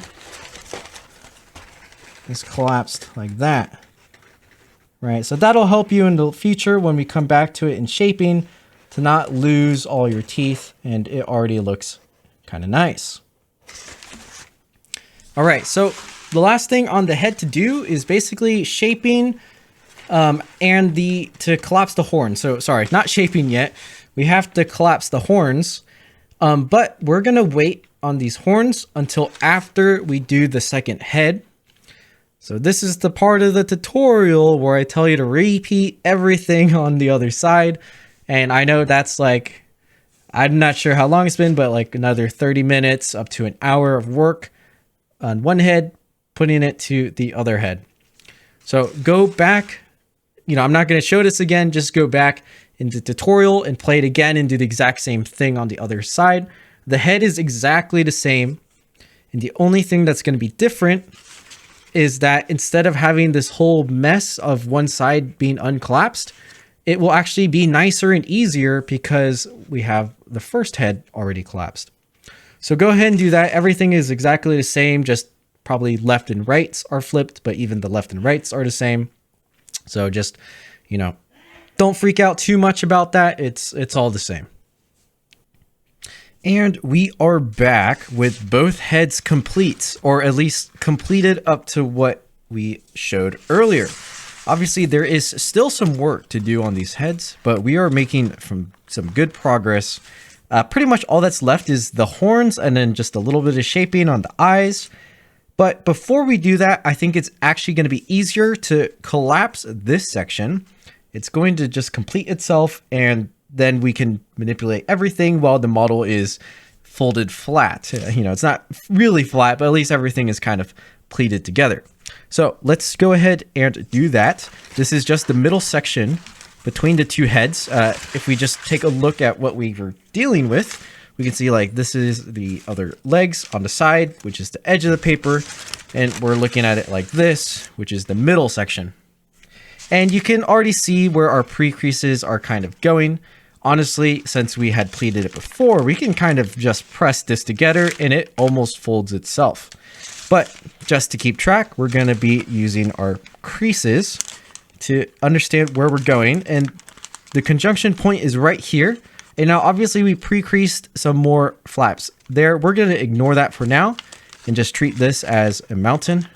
So it's going to be just one flap connecting these two, and just follow our creases like this. You know, this is going to be a lot easier than everything we previously had done.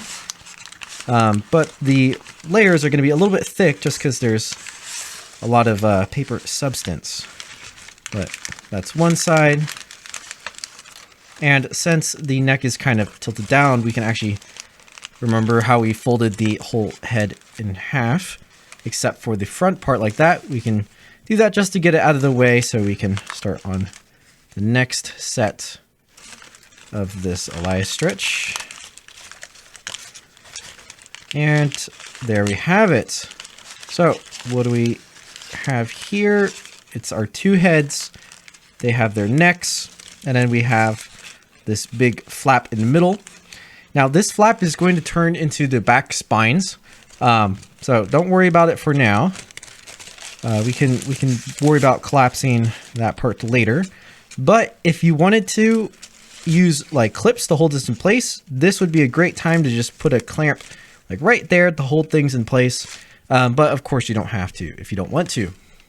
But now that we have this, it's a little bit more organized. Obviously it's still kind of, you know, opening itself back up, and it'll probably do that until we shape it. But at least it's manageable. We know where the flaps are, and we can start on these middle flaps. So let's go ahead and do the horns on one head, and it's the same thing on the other head, and then we'll do the back spines. So the horns are just, you know, your ordinary box pleat middle flap, but what makes it hard is that because they're in the very middle, and there's not much space right here to fold the transition nicely, and the heads also are kind of, you know, twisted up all on their own like this, right? Like where it's not fully flat folding. That's what makes this collapse a little bit more tedious.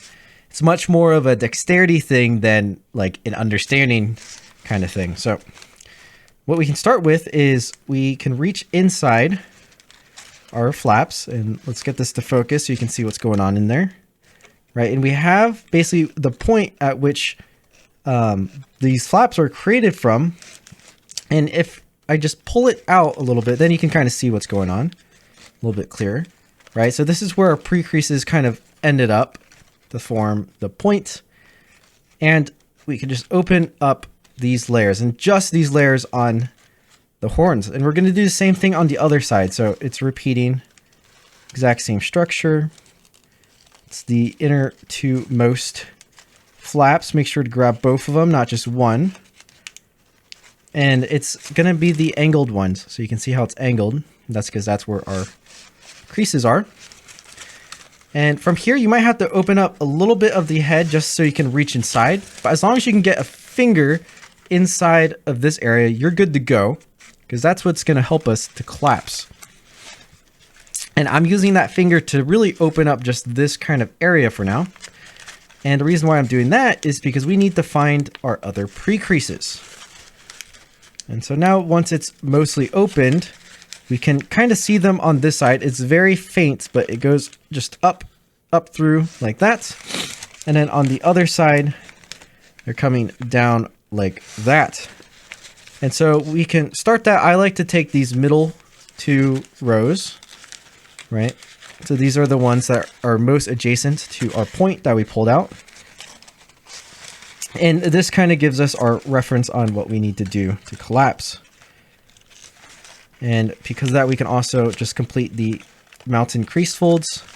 They're in a cross like that. So you can check it on your crease pattern, right? That's where the flap starts.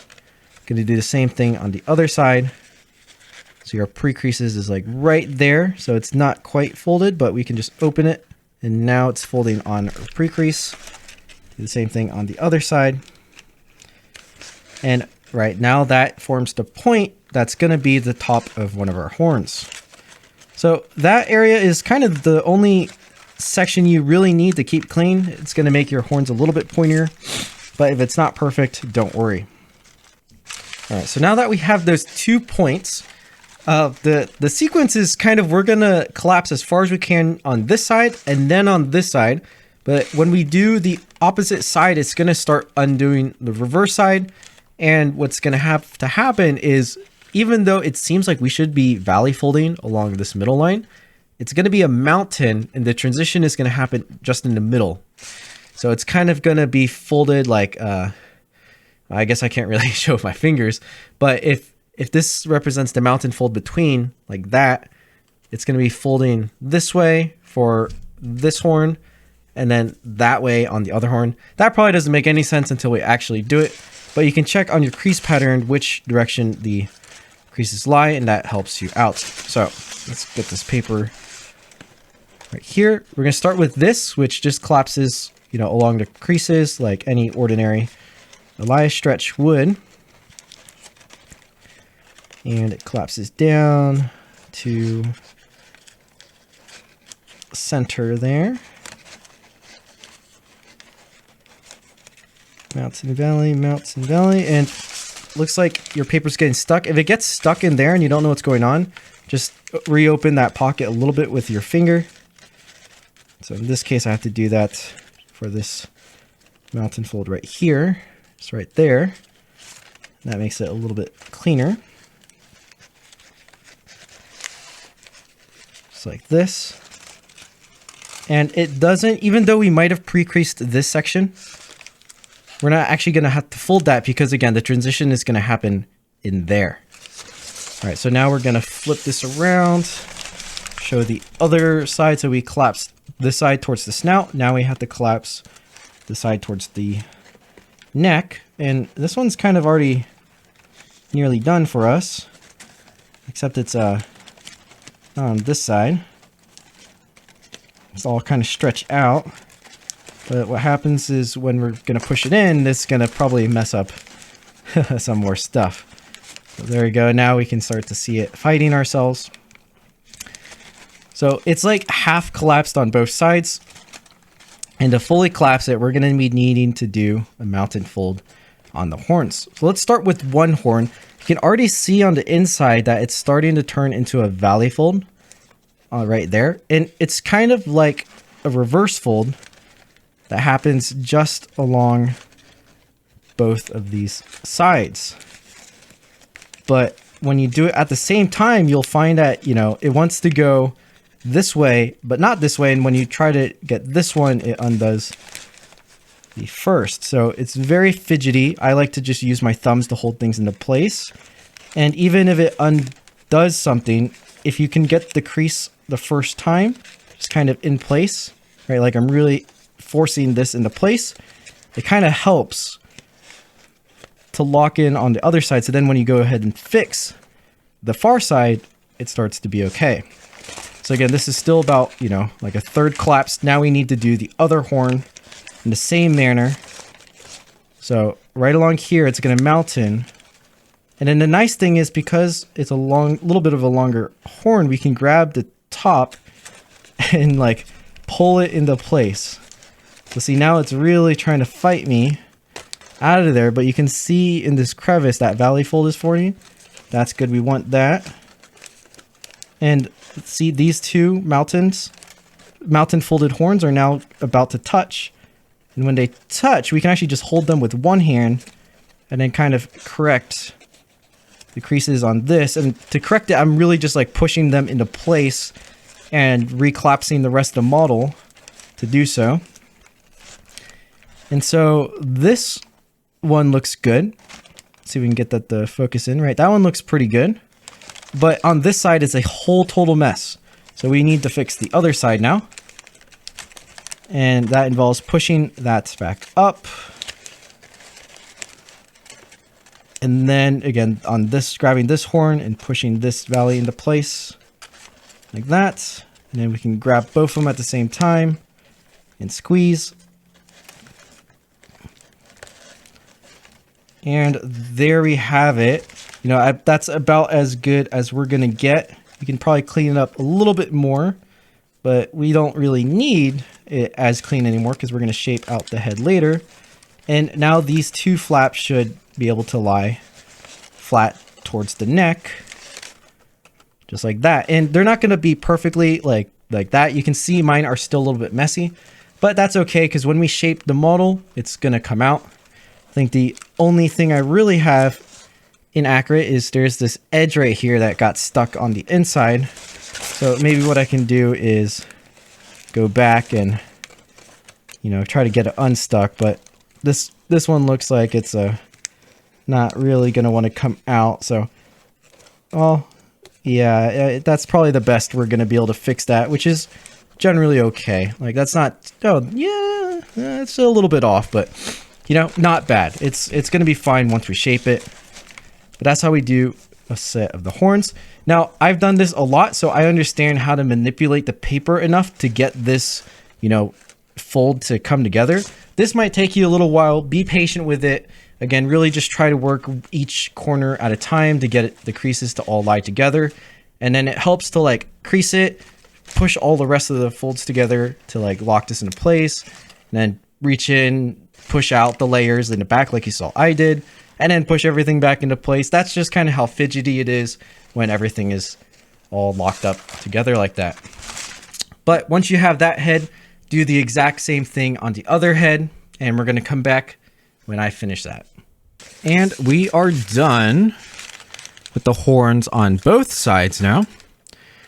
And we are just about done with the heads in terms of structure. The last thing I'll show before we collapse the rest of the model is the eyes. And it's important just to get the eyes out a little bit so that when we start shaping, you know, it's just easier to have them defined, I think, beforehand, and maybe you'll see why later. But that's, you know, way down the line. But at least for now, we can determine where the eyes are. So let's use this head as our example. And the eyes are this flap, except it's not this flap on top. It's actually the layer beneath it. So there's a stacked layer underneath this one. Let me try to open it up. And it's just one layer down. So we open this paper up a little bit, grab just that flap. It's a little bit small, so it might be kind of hard to grab. But right in there. And then we just pull it out slightly, not a lot, like just a little bit. Very, very tiny bit like that. That's all we need, just so it sticks out to the side a little bit. And you know, maybe about that much. It doesn't have to be too crazy, just a little bit sticking out. We're gonna do that on the other side as well. Just like that.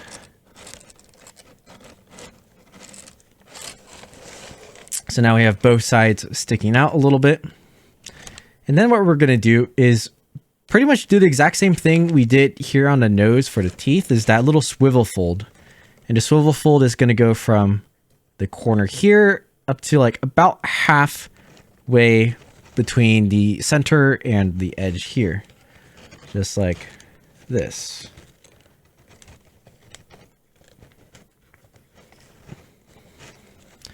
All right, just like a little swivel fold right there. Let's do that on both sides. Now, this swivel fold is probably going to undo itself like a lot of times while we're shaping the model, but that's kind of okay. As long as it's relatively there and you remember where it is, you can put it back. Now, the last thing to do is to define the eye, which is this flap here. And again, this is where I recommend you use tweezers. But, you know, you don't have to. It just makes it easier. Is we're going to make this flap angled down a little bit. Let's get into focus. So I'm just going to use my tweezers and fold basically from the point at where that swivel fold ends that we just made. And then a little bit, and then right into the 1 unit hinge. So basically to this corner right there. You won't be able to fold past that basically. And it's just like a little mountain fold we're creating just to define the eye. And it's not going to fold like all the way flat. We're kind of just folding it down a little bit, you can see. And then I like to use my tweezers and just pinch along that to kind of really define that line. So now it looks something like this. And then once that's in the case, when we actually shape it later, we're not going to have the swivel go all the way. And it's kind of going to be like the ridge that shows the eye socket. And that's pretty much it. So we're going to do that same thing on the other side. I'll show it again. I'll try to do it a little bit faster this time. But we did the swivel. And then now we're just folding down like this, little mountain.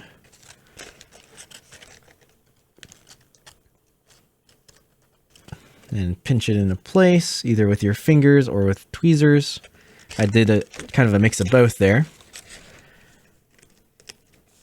Just like that. And then, of course, don't forget to do it. Same thing on the other head. And I'll show this because it should be super fast. And we'll be working on it a little bit later, so it doesn't have to be perfect yet.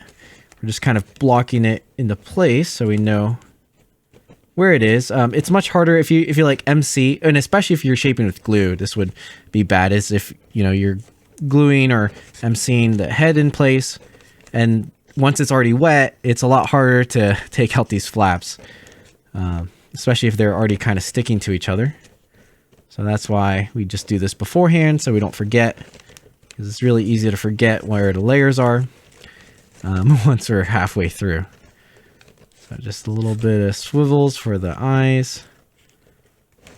Right, and then now use our tweezers to define the flap shape for the eye. And I'm kind of like just pushing against my tweezers to actually fold it. I'm not really using the tweezer to fold too much. Obviously it does a little bit, but it's more so I'm pushing against it to get that crease going. It's my preferred way of doing it, but you might have your own methods in folding with tweezers. If you're wondering how I'm doing it like this, is I'm pushing against the tweezer. I think that's one of the tweezer's nice advantages, is it holds the paper in place and then provides an edge for you to push against, where that might be smaller than your finger is. So. But if you're super careful, you can kind of do it with just your fingernails. There we go. And again, we can adjust that later to make it look nicer into, whatever we think is better. But for the most part, that is all we have for the head structurally. And yeah, we won't shape it till a lot later. And I think that's even going to be a separate part. But let's collapse the rest of this section, this front area of the head and then the legs and the spines right here. And then we can get on to the rest of the model. So let's start with the back spines. These are relatively straightforward if you've done middle flaps before, which if you haven't, again, crease pattern class, I cover those. But basically, since we have this, already collapsed, all we really got to do is open up some layers like this. So let me angle it this way. And you can see we have our pre-creases along here. So we just need to find where this middle flap ends. So this one is, I think, 3 units long, which goes all the way up to here. Yeah, or I guess it's 3 by 3, so it's technically 6. And then it's very similar to what we did with the horns, but probably a lot easier to collapse. But let's start on doing this area where we're getting our pre-creases all mountained. That's where they intersect. So it's going to be mountains up here. And once those are good to go, right, we have a point. You're going to notice it makes our heads kind of go this way. That's going to make it easier to collapse, as we just have to follow the rest of the lines. And if you don't like doing it this way, you can open like all these layers out. It's just a little bit more cumbersome, but it might be easier to track where the creases are. Because in this case, I have some creases that are hidden inside this pocket. right? That's the end of the point, but for me, I know where it is, so I don't really have to be able to see it. I just know that it'll collapse in that area, and then I can also count to make sure. But then once that's starting to collapse, I just grab the rest of it. Here, I want to grab this whole length of the flap, which, oh, I guess this is 4 units. So 2, 4. And then for now, we're just going to fold it into the body to get it out of the way. So to do that, let me get this in frame. To fold it into the body, right, we have our flap here. I'm just collapsing all our pleats, pulling this into the body here. And that way we have this part isolated, in which case we can do the same thing again, is now we're grabbing here and pulling the flaps out this way to do the second middle flap. And this one should go to the edge. Yeah, and this one's a little bit shorter, I believe. So, same process. This one should be even easier since we already are at the edge. Just follow those pre-creases that we find. Right, again, right at the point, these are going to be the mountains. It's good to get these cleaner and maybe to start with them. That way the rest of the paper doesn't get stuck like mine currently is. Maybe the paper gets stuck, just reach underneath, free it a little bit, and go back on those pre-creases. There we go. All right.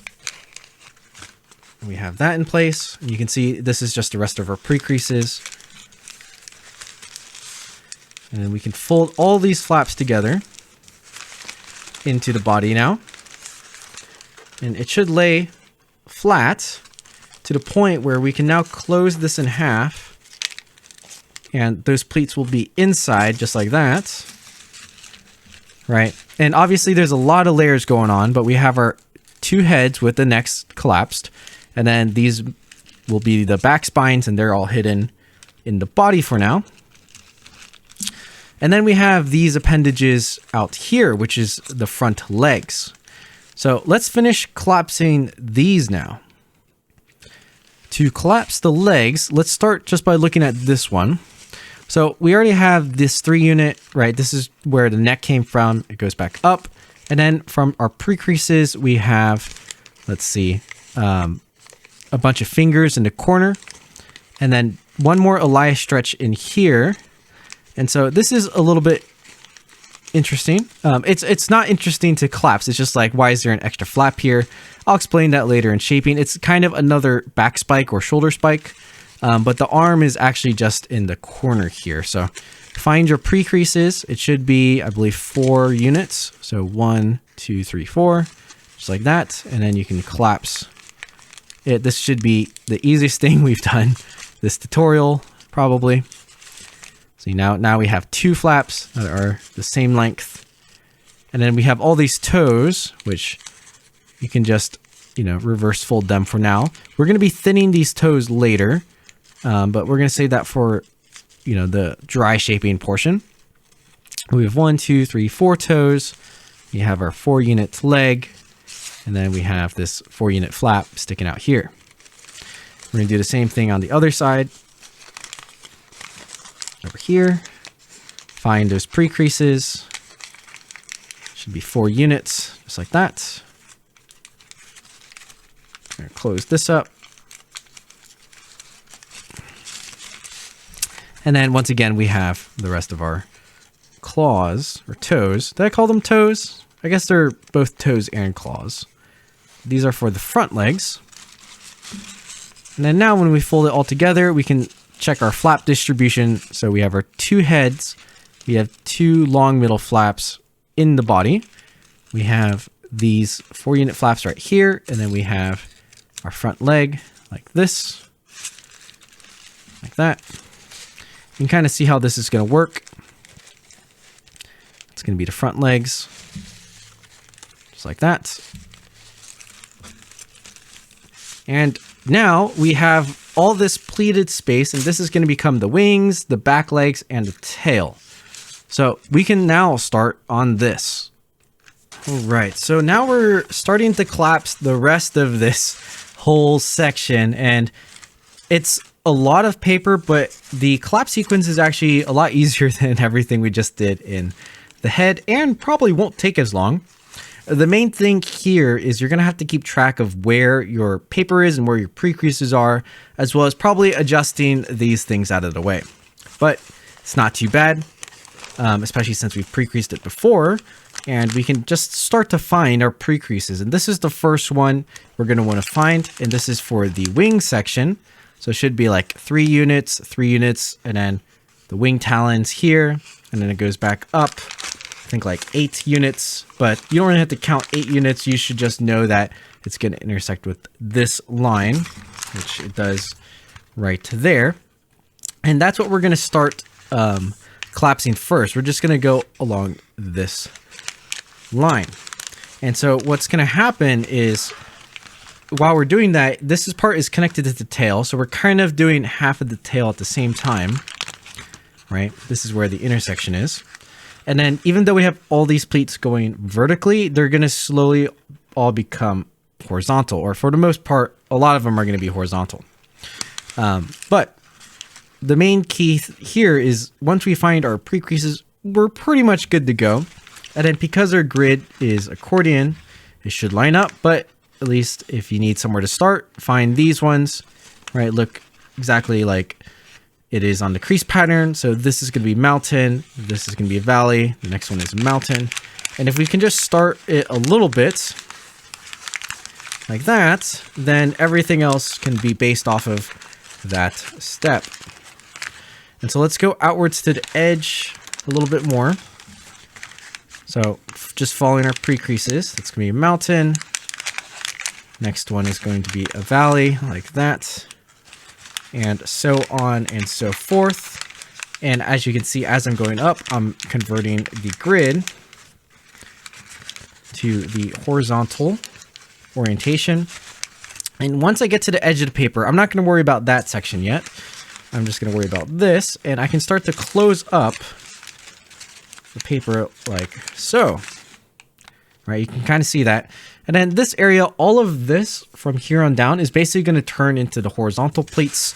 So in that case, the part we need to focus more on is towards the tail.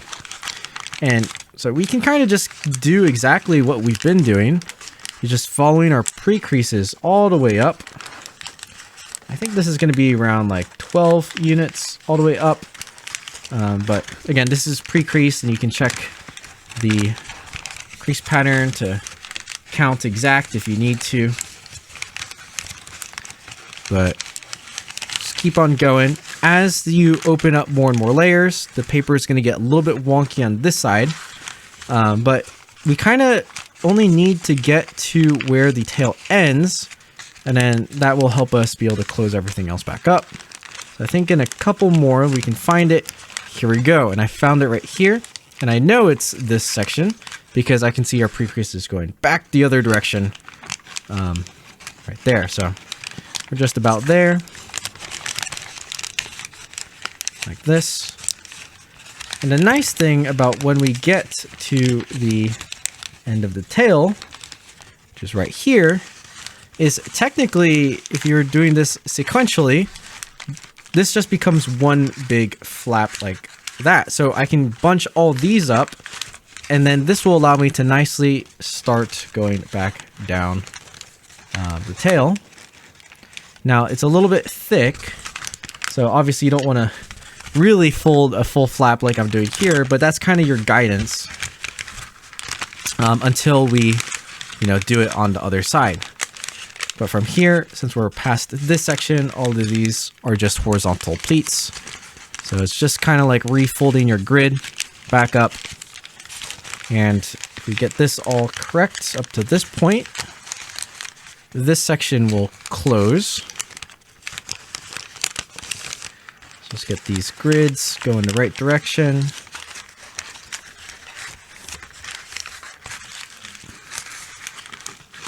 All right, so the nice thing about this is basically there's no new creases. It's all things pre-creased and nothing on weird axes. Everything here is along the grid.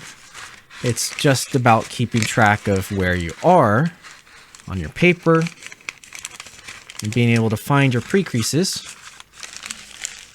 And so you can see from there, that's pretty much all closed back up, right? And then we can just keep going. Kind of like what I said, we can now go from this side and just follow these creases down.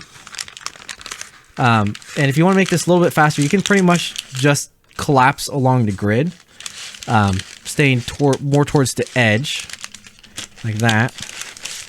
And that's gonna be folding a lot more than just following our pre-creases, because this will still be good. It's just diagonally this way. And you can see that after we did some of those grids on the horizontal, then our pre-creases will start to almost fold itself. You can see mountain, valley, right at this intersection, mountain, valley, and it goes up until this point right there. So you can close this up.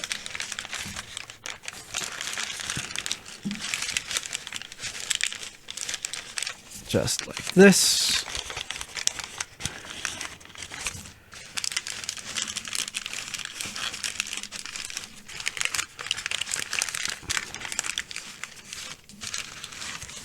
And once we get to the end here, and when I mean end, I mean, right, it goes back in the other direction.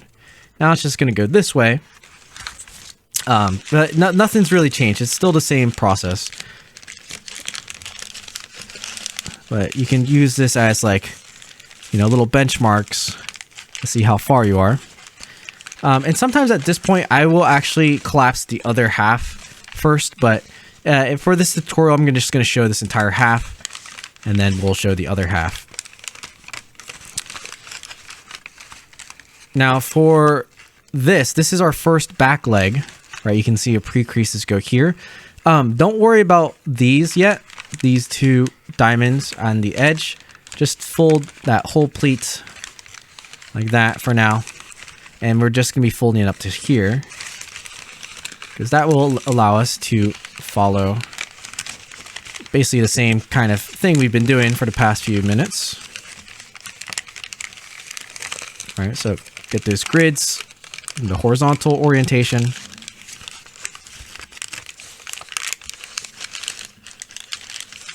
Get the pre-creases now going in the right direction just by kind of guiding them with the line, and it can pretty much fully close up.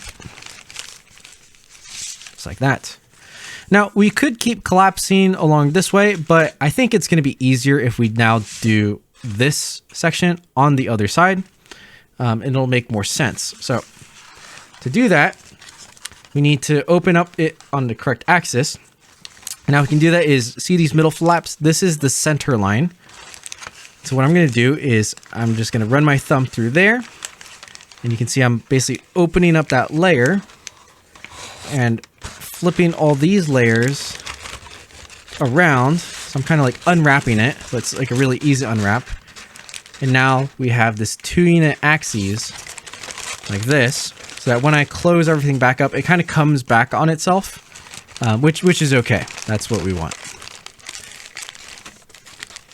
And I can really close this section up with the wing. You can kind of see what's going on here.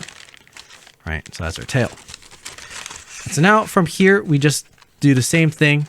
So we're going to start with the wing. So once again, now that it's like this, we just have to find our pre-creases. So I'm going to start to open these layers this way, and there we go. I found my pre-creases. It starts here, right? We have our wing pre-creases, and then our claws, and then it starts right here. So I'm going to angle it this way, like this.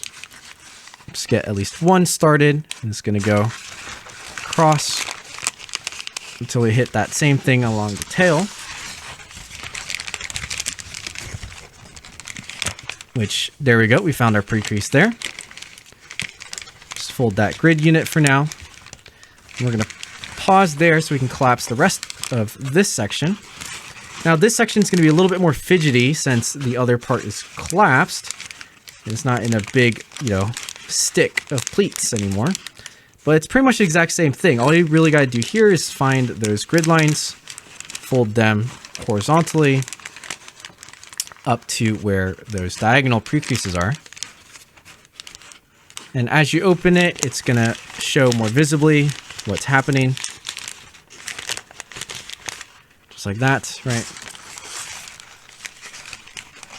Everything is the same as before, and this is very general box pleating.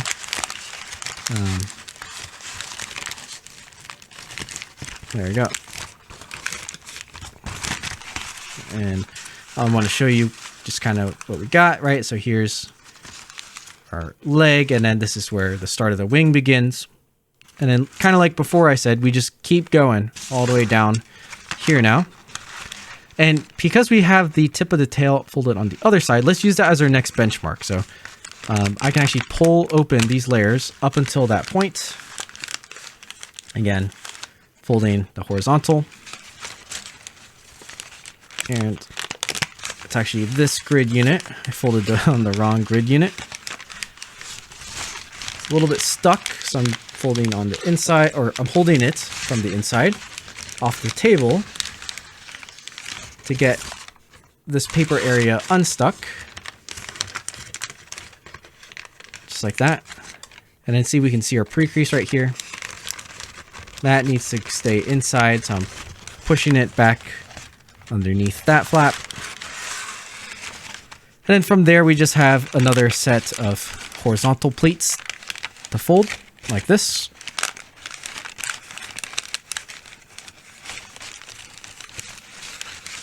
And then right here. And you know, all of this, it's basically a deconstructed sink fold. Just a lot easier since everything is pre-creased.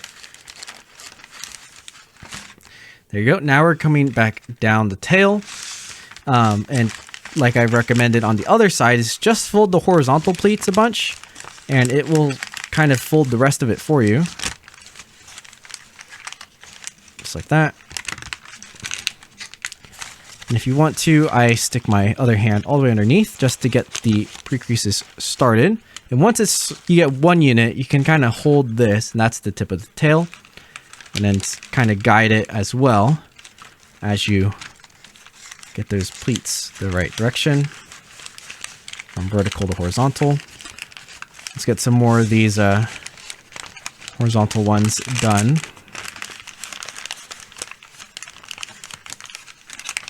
And just go one at a time. You know, you might not be going as fast as I'm going, or you might be going faster. But whatever pace you're going, just make sure it's comfortable, so you know what's happening and you're in control. I think that's the more important part, is that you're in control. There we go. Since we did some more of that, we can keep going down along our tail. And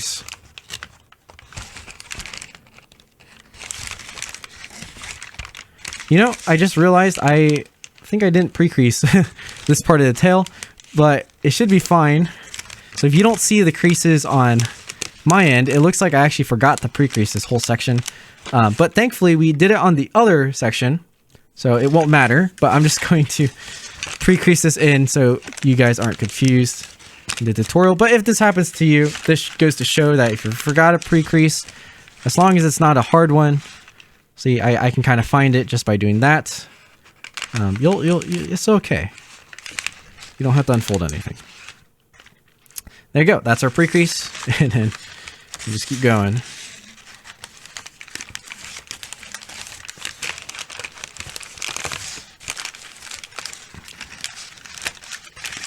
And this part of the tail is more like a, it's not really a sink fold. This is more just like a deconstructed reverse fold, or a bunch of reverse folds in and out. However you would like to think about it, that's the most comforting, that you have the most confidence in. And as you can see, I'm able to grab more and more of the tail as we're collapsing down, because we have done it already on the other side. That's one of the nice things about this collapsing it on the back side, is that you can actually hold onto the model to support you. And that's going to make it a lot easier, especially if you're using a large paper. So now we've come into the conjunction where this now goes back this way and becomes kind of part of the leg. And this we have pre-creased. You can see that line right there. And since we kind of have this top edge being folded down on the other side, right, it's right there. Let's go ahead and just finish that along the edge. So I'm folding that whole pleat, mountain and valley on itself. Like this. And it doesn't have to lie flat yet. It's probably not until we finish everything. Now once again, just use the horizontal pleats like this. Like that.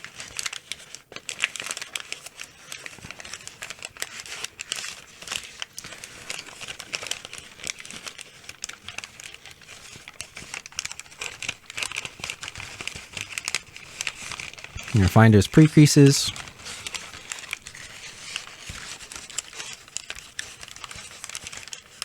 And in this case, mine is going that way. I'm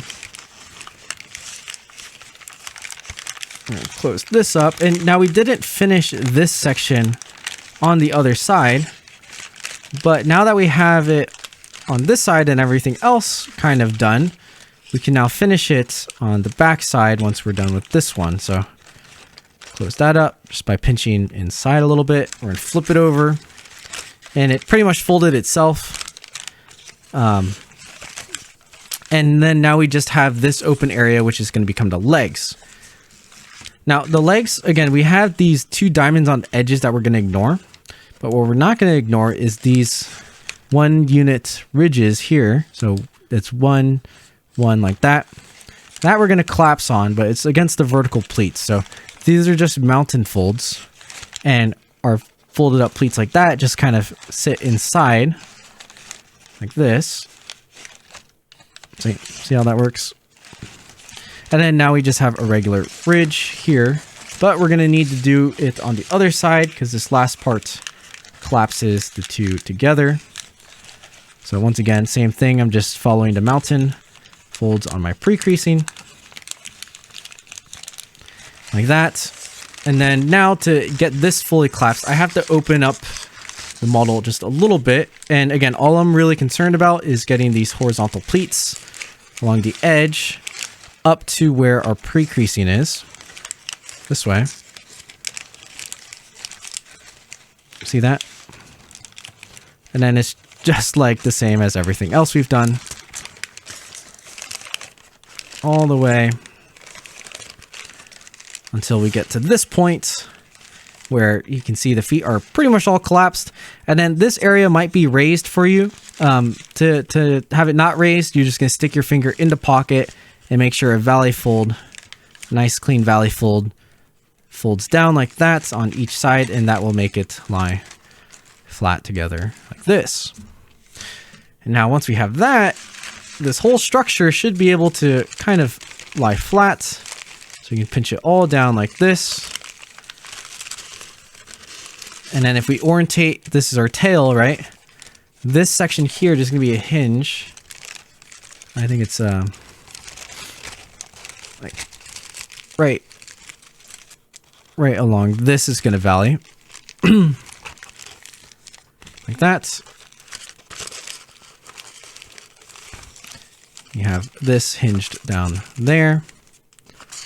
Same thing on the other side.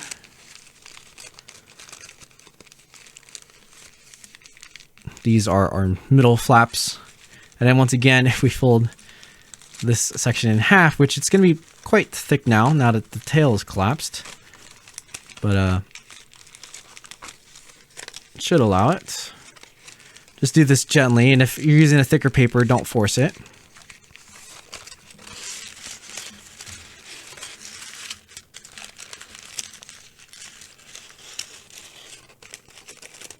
There we go. And we have all our flaps kind of spread out. So we can see the topography of our dragon. Right, we have the wings right next to, or in line with our front legs. We have the back legs here, which these are a lot longer than the front legs because they're going to bend different. We have our tail, which there's going to be tail spikes that we have to do. Other wings, same thing, other side. And then our two heads with the spikes down the middle. Now, because this is getting really thick, what you can do for now is actually fold the flaps between these two heads. And I think that will actually let it fold in half a little bit easier. These aren't going to be there later on though. So, you know, you don't want to think it's like a third head. But in terms of getting rid of some of the thickness in the middle, that's kind of what it looks like. Now, we still have some more things to do. We have the rest of the structure on the wings. We have the tail spikes, and then we have the toes on our back legs. And those aren't too difficult, so let's get those done, starting with the harder one, which is getting these middle flaps for the tail. All right, so let's take a look at the tail here. Now, these middle flaps, we've done this sequence how many times now? You know, the horns, the back spikes. This is the same thing, except you just need to know which and how many flaps to grab. Now, it's kind of hard to tell because there's so many in here, but you're going to look for the two layers inside that have that diagonal, you know, mountain fold that goes into the pocket. And that's what you're going to grab and pull out. And I'm just going to grab this side of the tail for now. Gently, gently pull it out like that. So you can see the line here. Right, just like that. And I'm going to do the same thing on the other side now, because I'm looking for those two layers that have the diagonals going into the pocket. That's right there. And I'm going to pull that out very gently, just like that. All right, so we have pulled out the layers like this, and we can see our pre-creases. It's 2 units into the middle, 2 units, 2 units. And to collapse this, right, you can see it's on the other side as well. I'm going to need to stick my hand into the model. So it's kind of like a puppet. And this is going to let me push these pre-creases into place. So let's start on this side. Right, we see this mountain fold here, as well as these ones right there. Just kind of push that into place like that. And pinch them like that. And then just make sure you have that same thing on the other side. Just kind of push it into place using the hand that's inside of the model. And doing that lets it collapse and close like this. And once that's collapsed, we're going to fold it together like this. And we just have to do the same thing on the other side. It's a little bit smaller for your hand to fit in, but, you know, should be all right. Just like that. Pinch that into place. Get these to fold down a little bit. And then make sure you got the same thing on the other side like this. If you look from the top, looks like we didn't quite get that mountain fold there. There we go. There you go. Once that point is in place like that, you can push this down until it meets the tip there. And then we can just valley fold that down. Now again, if this is a little stuck, you just kind of have to push it into place. But it should be okay. Actually, I think it's not even supposed to be there. It's gonna be like this. And just to check, now if we fold the layers back, let's find the middle one. The middle one is, of course, the one with our spikes. Looks like this. And we can find, we have, see, a little tail spike there. And a tail spike right there. And eventually these are going to be folded outwards like that, but we're not going to do that yet because we're going to have to do some shaping in the tail to thin this out a little bit. But you kind of see what's going on there. At least we have it collapsed. All right, so now next thing we have to do is the wings. Let's do the wings next. And these are going to be really easy. It's similar to the legs, right? We have our claws, our wing talons, and these are just reverse folds. I think there's only 2 reverse folds. before we just have a small Elias stretch right here, which, you know, is a glorified reverse fold. And this is just along your pre-creases like that. And all these pleats like this. And that's going to become the wing eventually, like that. Pretty cool. Let's do the same thing on the other side. Find our pre-creases for the talons, like that, which is 2 reverse folds. And then we got one more that's a little bit bigger right here. You can just look for your pre-creases. And we are good to go.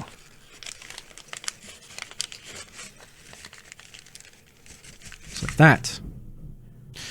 And so now we have our wings done, and the last collapse we have to do is for our toes on the back legs. Now these ones are a little bit trickier in terms of, you know, just dexterity. You don't want to tear the paper. So it's very similar. We're pulling out the paper, but instead of pulling out the layers like we've done in the past, I kind of just want you to unfold this section together. And to do that, we're going to widen some of these layers like this. We're going to open it up like that, unfold it quite a bit until you can grab the very edge and just unfold this kind of whole area until you can see, right, we have these 2 diamonds, right, like that. And once these are out in the open, we can recollapse along our existing pre-creases, which now it's right there. And then on this side, right here.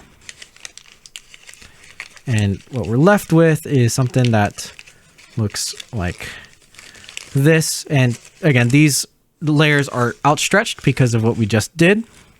But now we can just collapse these diamonds pretty easily. You can take a quick look. There's a diamond that's pre-creased right here. You can check this on the crease pattern as well. Pretty standard. And you just collapse these one at a time. When you collapse it, it's going to leave kind of a point sticking out there until you do the other one. Like this.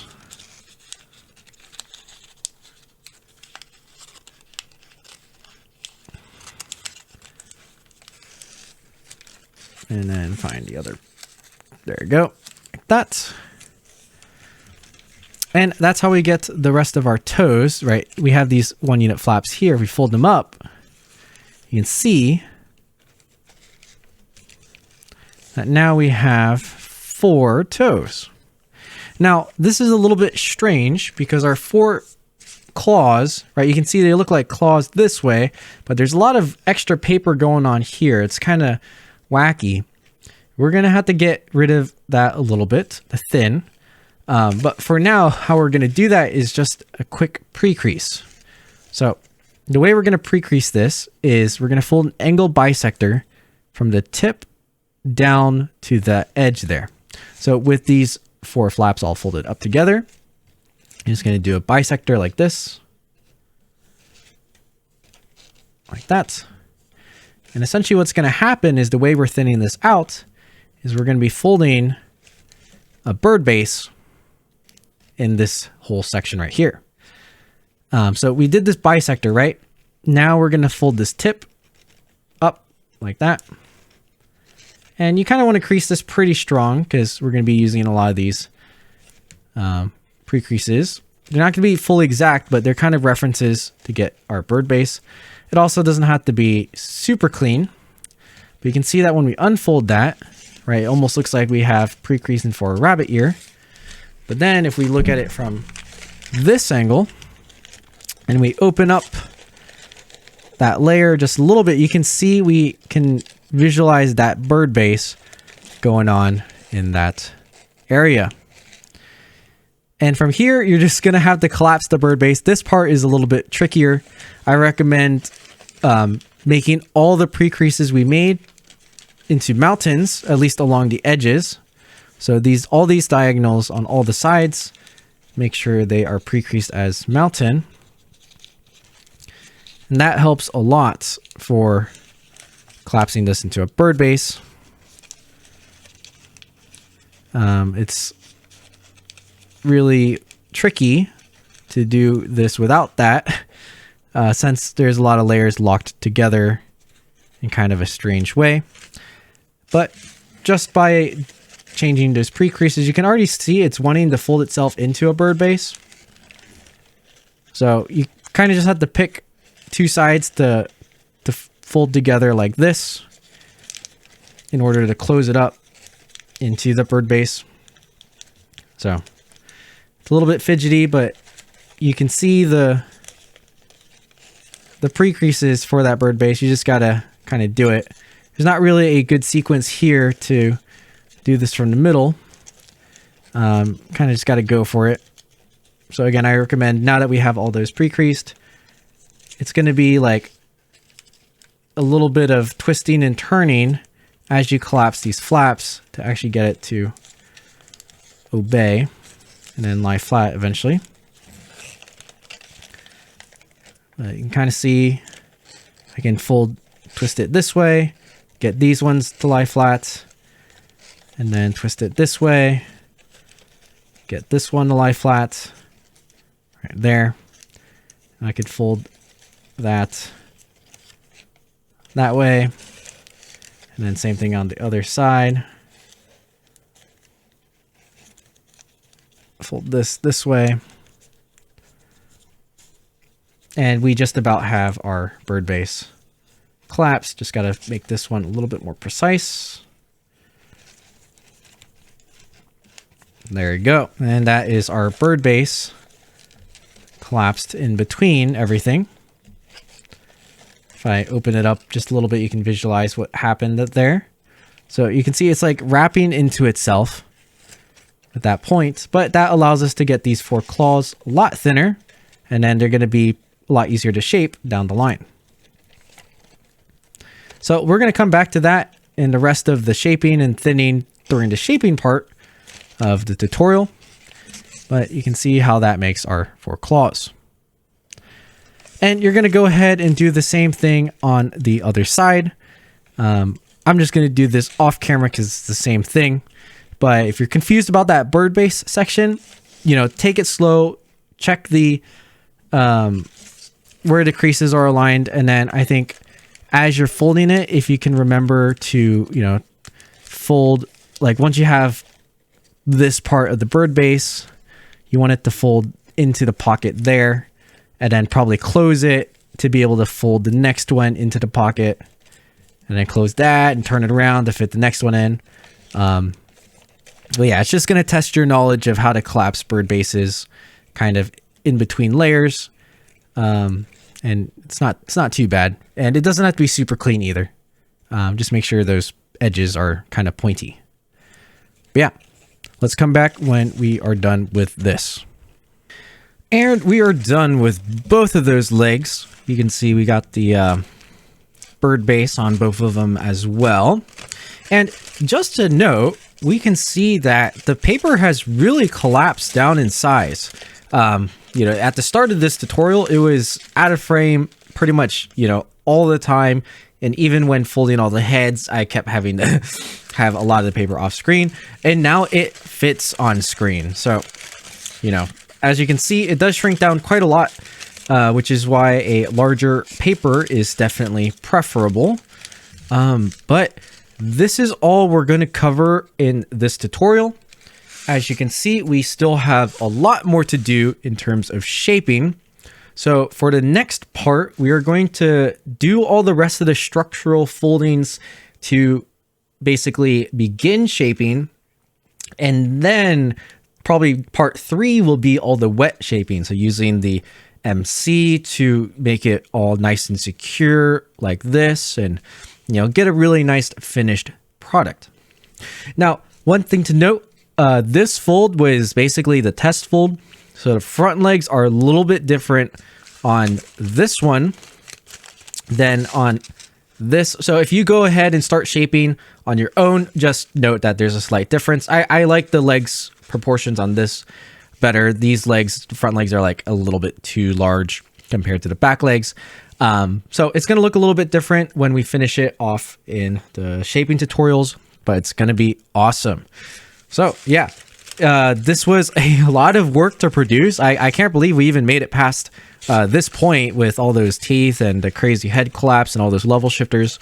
So if you made it this far, you know, really great job. Give yourself a pat on the back, because this is no simple kind of tutorial. And also this format is very different than a lot of tutorials, as it's a lot of just box pleat terminology and collapse sequences. So yeah, thank you so much for watching. Like I said, this is one of the most intensive tutorial projects I've ever done. So if you liked it, or if you followed along, drop a like, drop a comment, you know, hit the subscribe button if you're not subscribed already. It really helps me out, and I am super happy that you even just watched the video. But yeah, thank you so much for watching. You know, stay tuned for the future shaping tutorials. And I think once all the tutorials are going to come out, I'm going to give a prize, a small prize, to the first couple people who actually fold this design.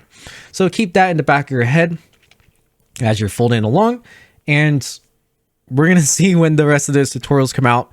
I'll try to be as fast as possible. And yeah, I think that wraps it up. Thank you so much, so very much, and I'll see you in the next video. All this origami got me